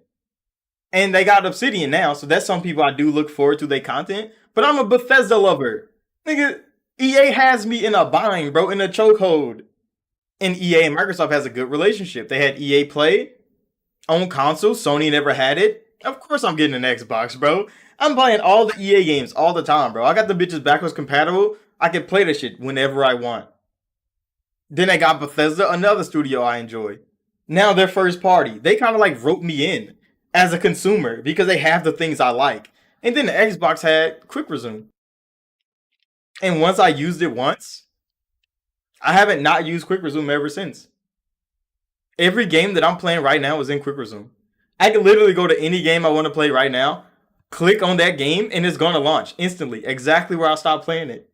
And that's some shit people don't understand until you have it, and when it's gone, then people understand, like, damn, the Xbox Series X was a different breed of console. Because when I play games on my PC, I lose a lot of data. Why? Because I close out of games, like I close Windows to go do something else, and then when I open the game again, all that data is gone. Because it didn't quick resume like it does on Xbox. I literally have to reload the whole fucking game from the beginning. And I'm like, well, shit. I guess all them frames and pixels mean nothing when I can't just play the game. Have to reload this bitch from base again. Come on now, PCs are advanced in graphics. Are they advanced in technology? Fuck them. Xbox has better technologies. We can quick resume, nigga. That's the best gaming feature ever to ever exist. I'm just an addict. That's why I still play on console, because I have a great PC. I have an amazing PC right here. And I barely use it for gaming because I can't quick resume my game. So yeah, I'm definitely in a minority. It's one of those things, bro. And like, a lot of people won't understand it. Because when I tell them I didn't buy an Xbox to play Xbox games, they get confused. You say you went to a place called Yestercade. It's an arcade playing against the wall. God damn, it happened so fast. They have all the new modern consoles. Tell me why everybody's using the PS5s and not Xbox Ones, but playing multiplats. I mean, because PlayStation has always had the hype. Like my whole childhood, everybody I knew had a PS2. My whole childhood, everybody I knew had a PS2. So I could just look. I would grab my PS2 controller, wrap that motherfucker up, and take it to my friend's house because I know he has a PlayStation 2. I ain't even gotta ask him. I walk in the door, bro. I got Time Splitters with me. I got Twisted Metal with me. I got Bullet with me. It's not called Bullet. It's called Black, isn't it? I had Black with me, and I'm like, bro, what you trying to play? Nigga, I got I got Desert Storm. Nigga, what you trying to play, bro? I brought my games. I brought my controller. My man's had a multi tap. We could play 4 people in a game, split screen. It was crazy. Like that was when everybody, our generation of gaming, everybody was doing that. So PlayStation has had the hype for us for a long time. And a lot of people haven't left that behind because they went to PS3 after PS2. But for me, I had a PlayStation 2 all the way up until I got a 360 Elite. I never even got to play a PlayStation 3 until I went to my cousin's house and I'm playing PlayStation 3. And I mean, I was having a good time, but it wasn't better than my 360. So my cousins would come play 360 with me. They got a PS3 at their house. Come to my house, play 360, bro. We playing Dragon Ball Z. I mean, we playing Gears of War, Army of Two, and we playing Halo 3. We're in there just cooking. But then Xbox kind of dropped the ball with Xbox One. We all know what happened. The media took what Don Matrix said, ran that shit all over the internet. Everybody saw it. Everybody heard it. Everybody bought a PlayStation instead. They did the 1080p versus 900 on IGN. Posted that shit all over the internet. Come on now, bro. That's what really got it. That when IGN posted the 1080p versus 900, that talk, that shit was devastating to Xbox. Because not only did Xbox look worse, even though it didn't, Rise Son of Rome still looks better than a lot of PlayStation 4 launch titles. I'm not even going to act like it doesn't. Rise Son of Rome looks amazing. But I mean, when it comes to 1080p versus 900, Xbox was 900p. It was $100 more, and you had to get the Kinect system, even though the Kinect was a phenomenal piece of hardware that sold 20 million units the first time around. But of course, they could spin that in a bad way. Like, oh, they're forcing you to get a camera. They're forcing you to get a generational piece of technology, bro. Like, but gamers don't like to be forced to do anything. They forcing you to be online. That's the narrative that they ran with. They force you to be online. They force the camera on you. And it's like, come on now, bro. They tarnished the Xbox name. And that's why it tanked so hard. Everybody got a PlayStation 4. Digital libraries start to blow up. Everybody's online anyway. Microsoft was like, bro, this is what we already knew was coming. We were just ahead of our time, bro. People didn't want to listen back then. But now everybody's online. And Microsoft has the better online infrastructure. Sony right now is losing Discovery shit. People could have bought Discovery content all the time and they're losing all of it. You said you play Starfoot on your Xbox over your PC? Yeah, I definitely did. I have Starfield on PC. I modded on PC. Oh, my bad. I just dropped my mouse. Yeah, I bought it on Xbox, but Xbox Play Anywhere, you get it free on PC. So yeah, I modded on PC. I play a modded version of Starfield on PC right now. But I play through the game all on Xbox because it feels better to play it on Xbox. Xbox has quick resume. And the loads do go from stage to stage. So like if I do launch it on PC, I could just finish playing it on PC.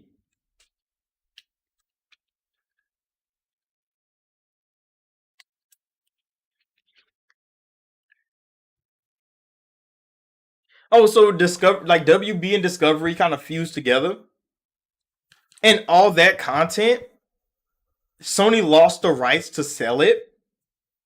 And since they didn't buy new rights to sell it, it's getting removed from the PlayStation platform, which it doesn't affect PS5 users because PS5 users can't buy Discovery content anyway. But all the PlayStation 4 users that did buy TV shows and movie and stuff that's owned by WB Discovery, they lose it all. They lose all of it. It's all getting removed from the platform. So it's getting removed from their accounts. And Sony's like, we're sorry, but we're not refunding you for everything you sold. I mean everything you bought. So it's like, damn. So if you did buy digital content, they don't get their money back, Doc. They lose it all. So not only did Sony not get a new license so y'all can keep y'all stuff, you're losing all of it, and they're not even going to compensate you for actually spending money on their store. Cause you know Sony get their cut of everything sold on the PlayStation store. Sony definitely got a cut of that. So if you bought something on their store, Sony got a cut, and the rest of it went to Discovery. So Discovery is like, Sony, you can't sell our stuff no more. We're taking it all back. Sony still got their money from you, just like Discovery did. And neither one of them are giving you your money back. And I'm like, as a PlayStation user, I know you got to be terrified. Because who can revoke their licenses next? We all seen what happened with KOTOR, and Sony lost the marketing license to the music they use in a trailer, and they didn't renew it. So guess what? They took all the trailers down. Sony really not relicensing their IPs. They're not relicensing this shit. Why not?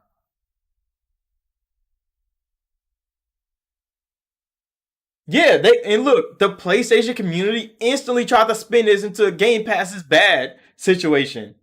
That's exactly what the people on Twitter did. The PlayStation fans on Twitter. They tried to spin that back like, oh, and y'all support Game Pass? Yes, because Game Pass, you know you're not owning none of this shit.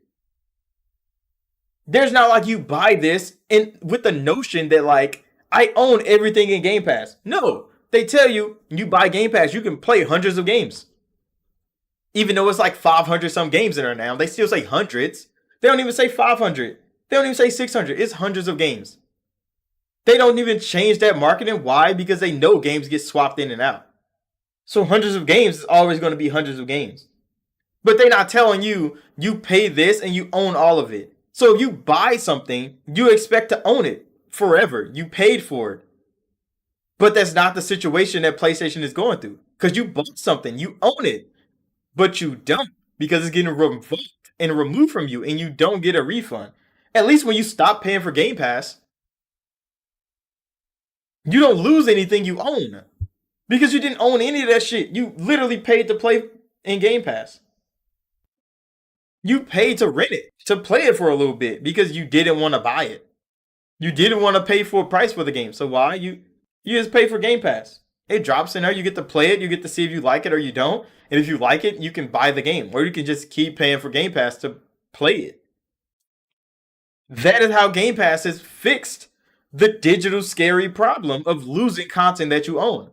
Because digital licenses can be revoked. But what if you never bought the license to begin with? It's just like going to the movies on a Saturday night. You pay, you go in there, you watch your movie, you enjoy yourself, and you get the fuck out of there. Maybe you come back to watch another movie another day.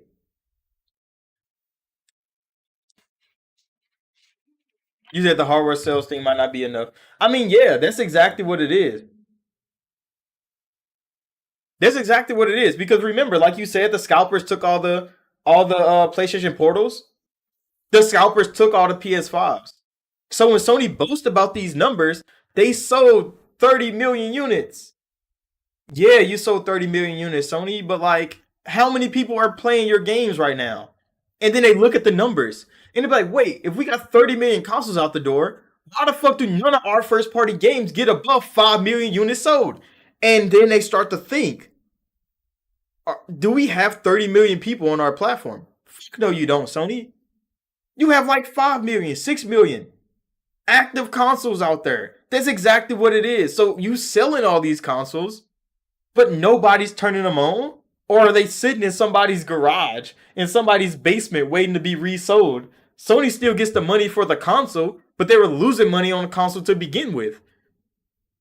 So they're just trying to make it back. That's why Microsoft, the software company that they are, they can see Xbox and they like, we don't have to sell these boxes because we're losing money on them anyway. So make less boxes, make more software, and push the software on people. So when Microsoft is not boasting about console sales, everybody like, oh, Microsoft consoles are losing 2-1. Microsoft's also making less consoles because they could get more people to subscribe to Game Pass instead. But they're like, oh, the consoles are the first wave of Game Pass. I mean, they could be. That's why the consoles are out there. But PC also has a lot of people. And Microsoft just bought Activision, which had 100 million people on BattleNet, which you could kind of rope them into Game Pass subscribers. That's a better plan than trying to push 100 million consoles out the door. Game Pass is cheap. You put it in TVs, put it on phones, on PC, on Xbox, and just put games in it. They're selling software anyway. They might as well rent it out. Like it's a win-win for Xbox. But I think Sony's learning that too late. Because they keep winning this console race. They keep selling consoles. Yeah, that's brilliant. But you're not making any money on selling consoles, Sony. You sell software to make money. And they're not selling games. Remember, Sony had one game this year. That was Spider-Man. It sold 5 million the first day or the first 2 days or something like that. That's a big achievement. But it's already been 2 months now. Has it sold 10 million yet? If it sold 5 million in 2 days, you should be at 10 million right now. 7 million, 8 million. But you haven't heard anything else. So what's the 5 million? Everybody that was waiting on Spider-Man and nobody else bought it since? Because that's what it's kind of sounding like. That the fans of the game bought the game. They played the game. They scrapped the game because it's done. And now just waiting on the next game. And Sony has nothing else to provide.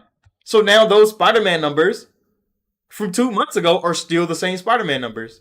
But their player count is definitely at 0. Because you can't keep playing Spider-Man. You already beat the game. There's nothing else for you to do. So I don't know. Sony's not moving software. Yeah, Spider-Man hype died because Spider-Man was a 15-hour game. Like imagine 15-hour Spider-Man comes out. It's a good game. It's still broken. We all seen how broken the game was. But it was still broken for people. You play it for 15 hours, you enjoy the game, you put it down. Oh, it's a great game, game of the year. But then you go play Starfield for 70 plus hours. And they're gonna be like, this game's horrible, it's boring, it's empty. How the fuck is that possible, bro? How I still can't understand that. Like, you play all 15 hours of Spider-Man. The whole game is done. 70 hours of Starfield. And you can't figure out if you like it or not. You're still playing it.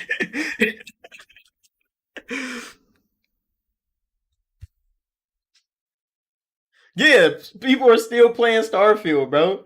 Like that, like being able to go and restart the universe over again because everybody wanted this game to be Skyrim in space. They kept saying it. Skyrim in space, Fallout in space. It's nothing like those games. It's nothing like those games. I mean, Bethesda still made it. So elements of those games are still going to be appearing in the Bethesda game. Bethesda makes games the same way. But the fact that there's a main quest line really changes everything. It really changes everything. Because literally, if you do only the main quest line of Starfield, and then you restart the universe, there's so many more things you can do in Starfield. Like, so I played 90% of the game, and I never did the main quest. So, like, the power system that they put in there, the Starborn shit, I didn't know about that until the end.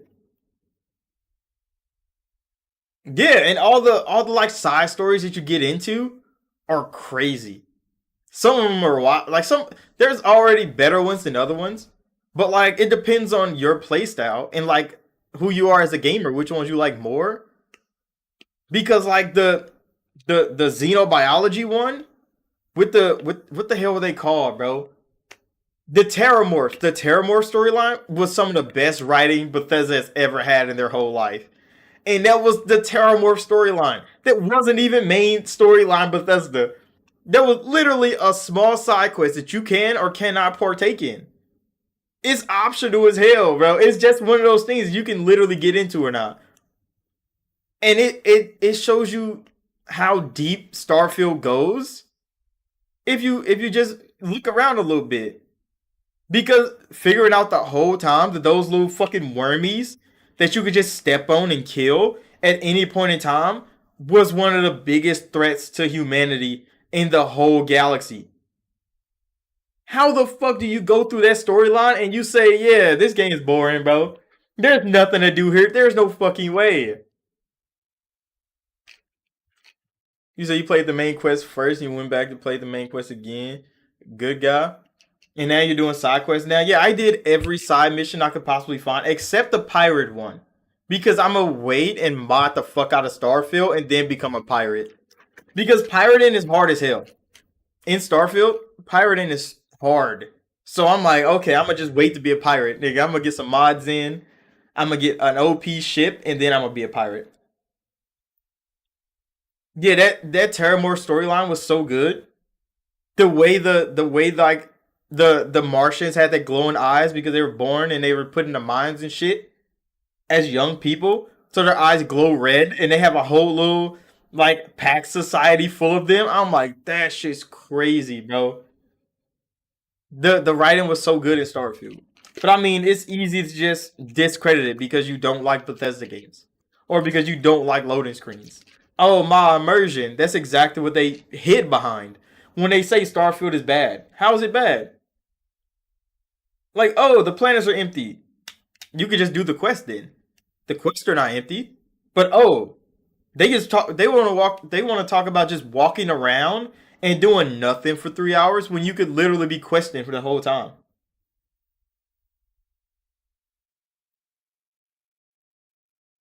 You say you got 6 days of playtime, you still finding new things. Yeah, bro, I have a whole no, it's not about picking up Starfield again. It's just like it depends on how you play Starfield is what you're going to get out of the game.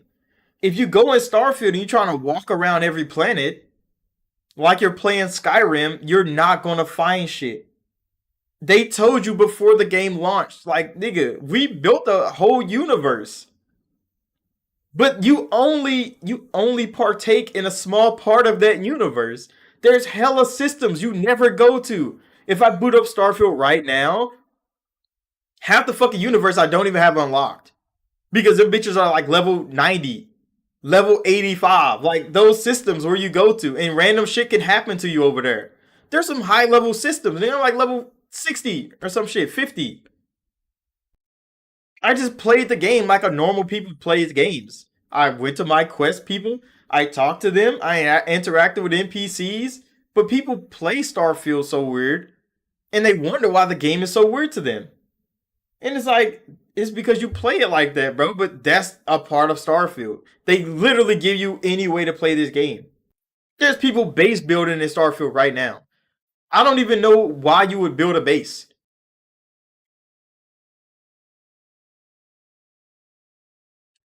Yeah, there's people literally shipbuilding all the time. And I'm like, I never even touched a shipbuilder.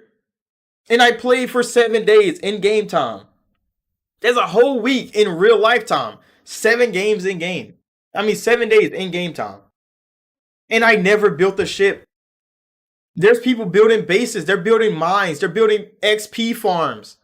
I've never once thought of doing some shit like that in Starfield, bro. There's literally people that farmed into level 99. They sat on a planet and farmed until they got to level 99. And then they wonder why they're bored. It's now you're just walking through the fucking game. Turn the difficulty up. People say the AI is dumb, but then they play on easy. Of fucking course the AI is dumb. You playing on easy, bro. Turn that shit on hard.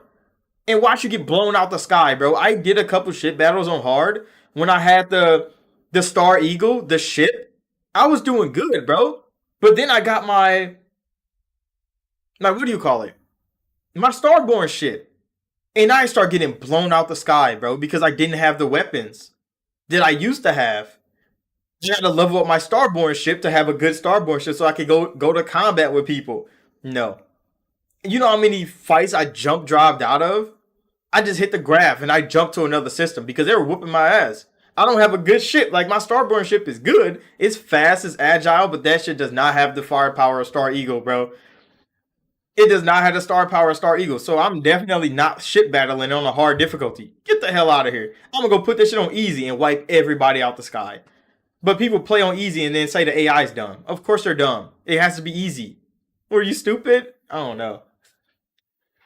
I don't know. It depends on how you play Starfield though, because a lot of people had done some things in Starfield, and I'm like, why are you doing that? Like, but that was their calling. It was their passion. They just found this, and they're like, hey, I'm about to go build a remote settlement on a random planet and just mine ore. Why? One of my friends, he played through all of Starfield. This man had a freighter ship. He had like a big ass like live-in ship. And I'm like, nigga, I'm riding around on like the starter ship for half the game. And then I got Star Eagle from doing a side quest. Like that's what I was on. So this man has a freighter ship, one of the biggest ships you could possibly get, big stupid ship, so he could just haul cargo. This man would just go loot everything, slap it in his ship, and then go sell it. He did that for hours in the game. Some crazy shit. I don't know why he would do such thing, but that was what he was doing. And when he got into ship combat, he would just drop. He would just grab, drive out of there. He wouldn't even fight people because his ship is too big and slow. You really can't fight like that. But I was a fighter pilot type of guy, bro. I had a small agile ship or a medium sized ship with some big guns on it, and I was doing good work. But yeah, it's how people play Starfield, bro. That's why it's one of those things that like when people criticize Starfield, it's like, what were you doing in the game for 70 hours? Because it definitely wasn't playing it. Because I mean, I was playing it. I had a good old time, bro.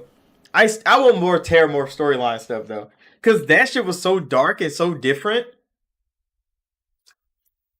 And then you see the politics of like the United Colonies embedded in all that shit. It was just gold, bro. That whole storyline was just gold mine of great writing everywhere. And then it ends, and they give you the choice, like, hey, bro, you trying to put a genetic plague out here and kill them all? Or you trying to restart xenobiology from the beginning and get they motherfucking and unextinct their living predator? And then you get to see that bitch. I think I made a video on that where you get to see the animal that eats terramorphs. Because if you decide to rebuild it, hey, my bad if I'm spoiling the game or anything like that. But yeah, like if you pick that and you go to the little research facility where they do like the base of operations where like the xenobiologists are doing their thing about the terramorphs, you can see them breeding the monster that eat terramorphs, bro. Like the big monster. And I saw that motherfucker. And I'm like, God damn. They literally put the model in the game and everything. They're gonna release them on planets and have them just eating terramorphs. And I'm like, damn. They really put that in the game. And if you see the art book, have y'all opened the art book for Starfield? If y'all even bought the art book for Starfield, I bought the $100 edition. So you know I got the art book and stuff. They have, I think it's gonna be DLC of like the it's not a universe. But you know, like the colony of people. There's people that worship the Starborn that they were gonna put in Starfield originally. And I think it's cut content because it's in the art book that they have like a whole society of people that worship the Starborn. And I'm like, that's gonna be DLC for sure. They have so many other things. They had guns and shit in the art book that they never showed in game. And I'm like, Bethesda got so much in the bag for Starfield. That's why they made the game so big. It's because they could just drop shit into that universe and it's gonna work. But some people they don't see Starfield like that. And you can't really force them to. That's why it's so mixed everywhere you go.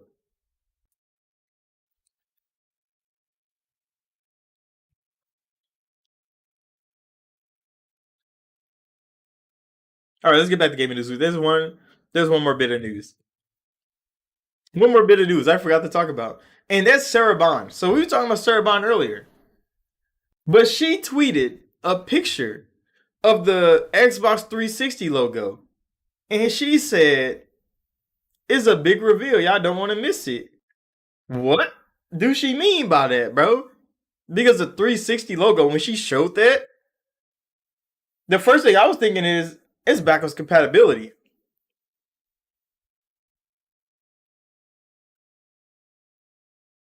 You said I know it's a reach, but how would it be if the DLC somehow links Starfield to Mass Effect? That would be crazy. But I mean, BioWare did it with No Man's Sky.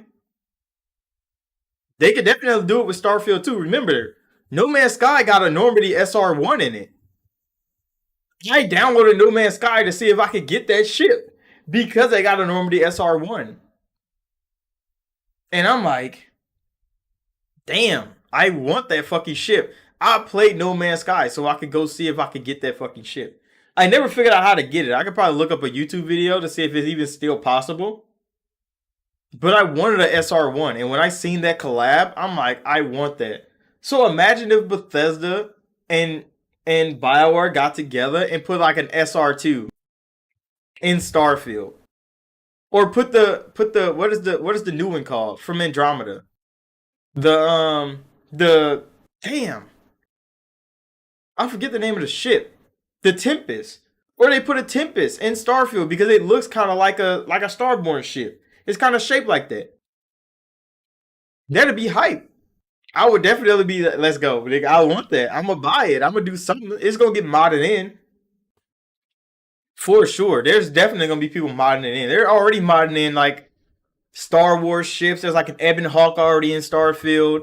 There's a there's a T wing in Star, not a T wing, like an L wing in Starfield already. There's people modding in ships left and right.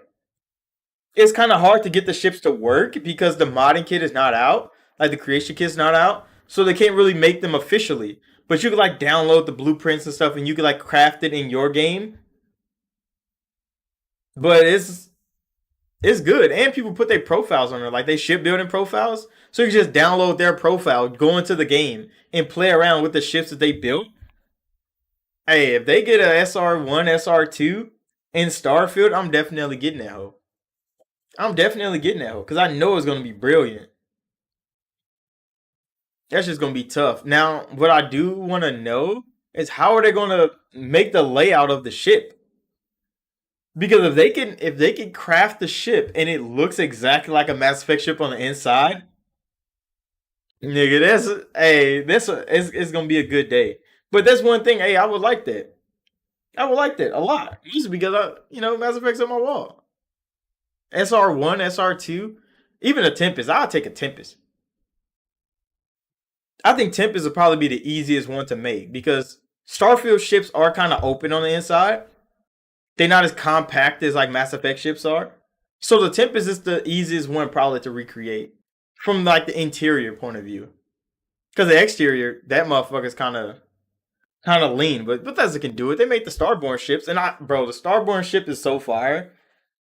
Like how the little wing goes down. They got the little spinning thing around it. So tough, bro. It's so tough. That's just crazy. But yeah, back to Sarah Bond, bro. You distracted the hell out of me with Mass Effect. I be going on tangents. But yeah, Sarah Bond, she put that little picture of a 360 logo. And when I seen it, it got me thinking. I'm like, is backwards compatibility program coming back? Because remember, they shut it down 2 years ago because they didn't have any more IPs to really make backwards compatible or to FPS boost them and stuff like that. So they kind of like shut down that for a while. It was 2 years ago, maybe 3 years ago now. And then she posted that. So I'm thinking, like, is the backwards compatibility program coming back? Now that they got Activision, everything Activision made for 360, could they get those things, relicense them, and put them on Xbox right now? Like, just think about that. Because Activision made Spider-Man games. Some pretty fucking good Spider-Man games. So what if Xbox out of nowhere just make these Spider-Man games backwards compatible? Yeah, we don't get the Sony new ones, but there's good Spider-Man games not made by PlayStation that Activision made that we could get backwards compatible. There's hella Activision games from the past that they could bring back to Xbox, get them backwards compatible, drop them in Game Pass. Not just Call of Duties, bro. There's a lot of them, and I'm like, damn, this is that was it just got me thinking. Like that Xbox 360 logo can mean a whole lot of things. It could mean a mini 360. You might just get a 360 remastered. You said there's a number of games in the 360 era that could use auto HDR and FPS boost. Yeah, that's what I'm saying. So if she bring back the Xbox backwards compatibility team and they get to work on more 360 games to get us on Xbox Series X and S, nigga, hey, it's gonna be great because everybody went back to old Activision games, start playing Call of Duty Black Ops, start playing the original Modern Warfare 2, and they got those servers cleaned up. They got people into the games, and games were booming for a while. We remember that. People were going to buy Xboxes for that. You said top of the list for me, Forza Horizon 2. See, I don't like Forza Horizon that much, bro. We need more Midnight Club games. But those are made by Rockstar. Those are made by Rockstar. Rockstar need to make driving games again, bro. Activision had like what, Driver? Was Driver Activision?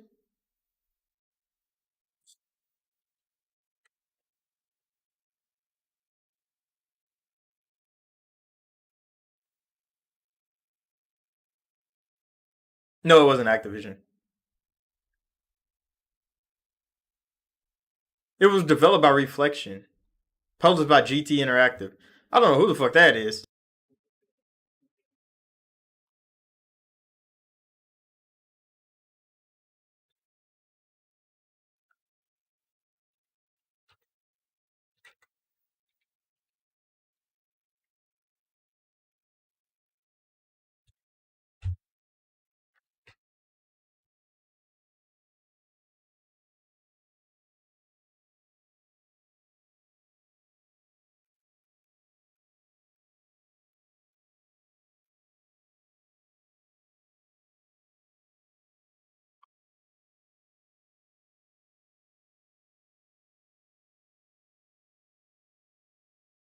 Freaking Pro Skater.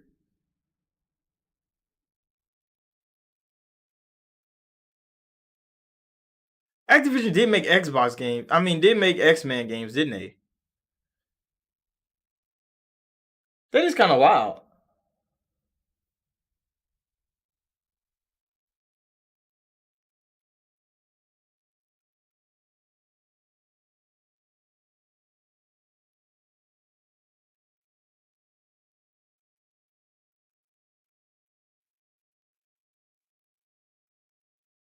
What the fuck? That was a weird ass Iron Man game.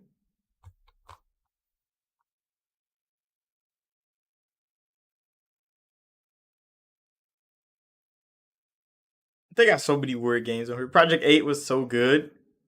Project 8 was so good. Ultimate Alliance was cool. Project 8 was a peak game. They need to bring that shit back. Because Skate's coming back. They should bring that back. Ultimate Alliance, that was cool. Back in the day. Fucking Wolverine games. All the Transformer games. I don't know how many of them bitches are coming back. We could get something.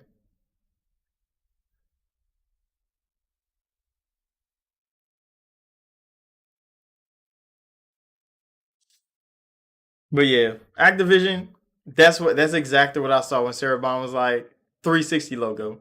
Bro, the Kung Fu Panda game that was made by Activision, I like that game a lot. It was a piece of trash of a game. It wasn't that good, but damn was it fun. It was definitely fun. And I can't wait to see that shit again.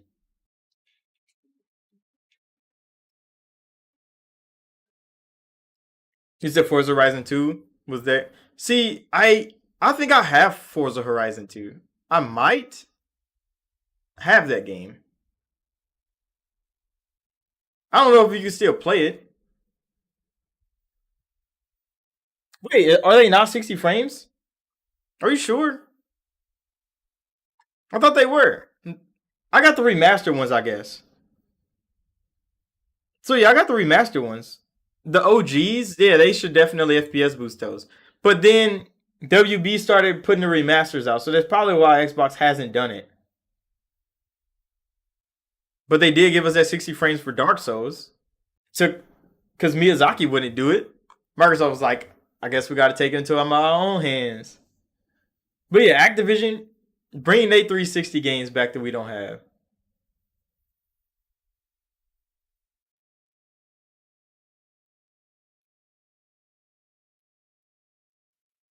But yeah, I don't know. Sarah Bond was definitely teasing something with that 360 logo. I'm thinking this backwards compatibility program. It could be, and that should be hype. But what games would? Because they brought back so many backwards compatible games. I think every game I have 360, I can play already backwards compatible. You say you have the remastered ones and don't feel 60 frames to you? Damn, what if they're not 60 frames the whole time? See, when I play games, that's one thing I don't really be thinking about.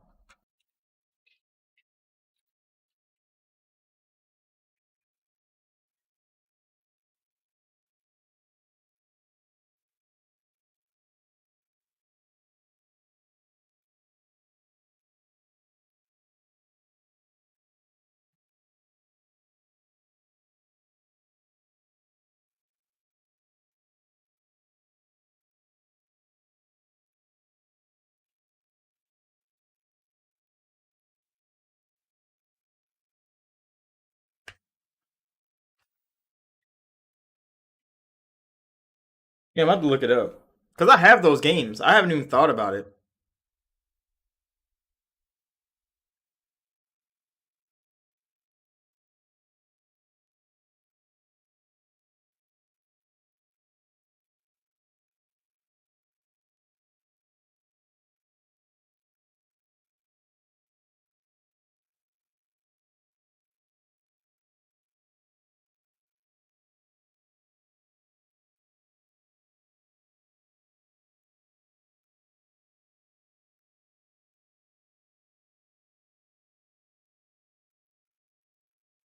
Yeah, bro, the rain and shit in Arkham City is crazy.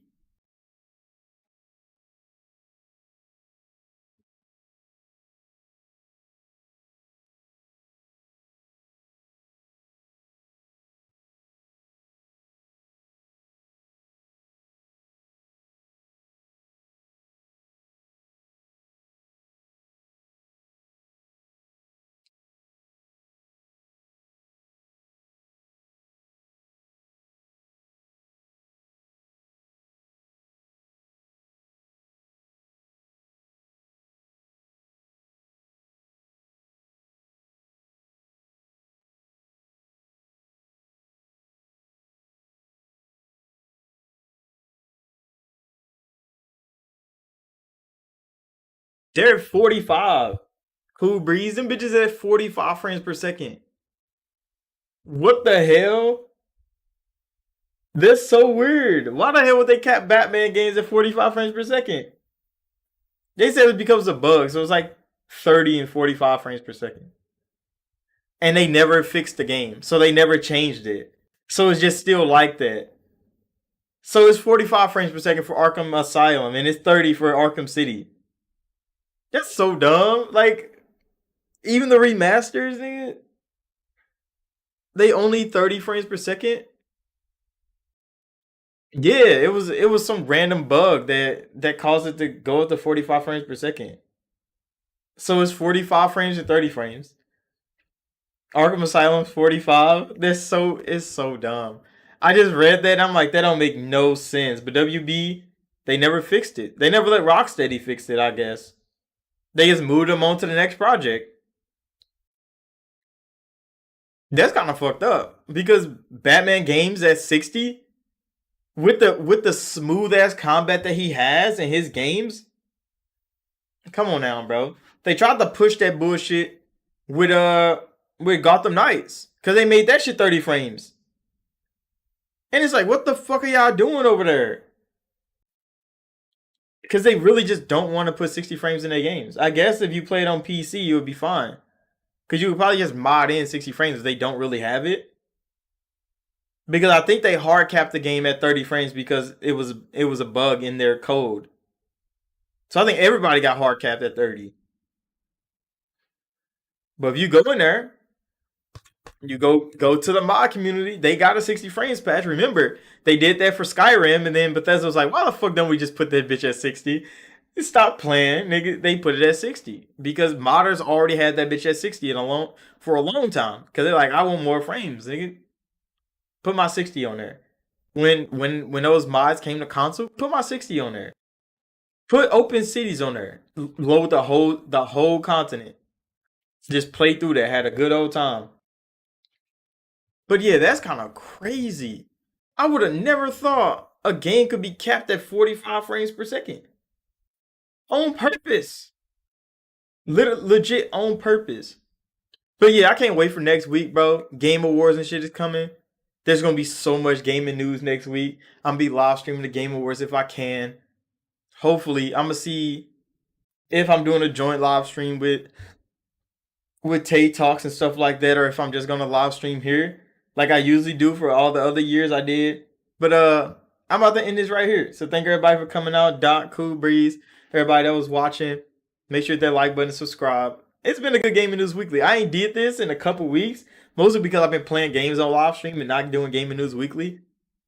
But I'm getting back in it. We gonna get this going. And this, hey, it's December, so you know Gaming News is about to be crazy. So yeah, make sure y'all tune in next time. And I'll see y'all in the next one.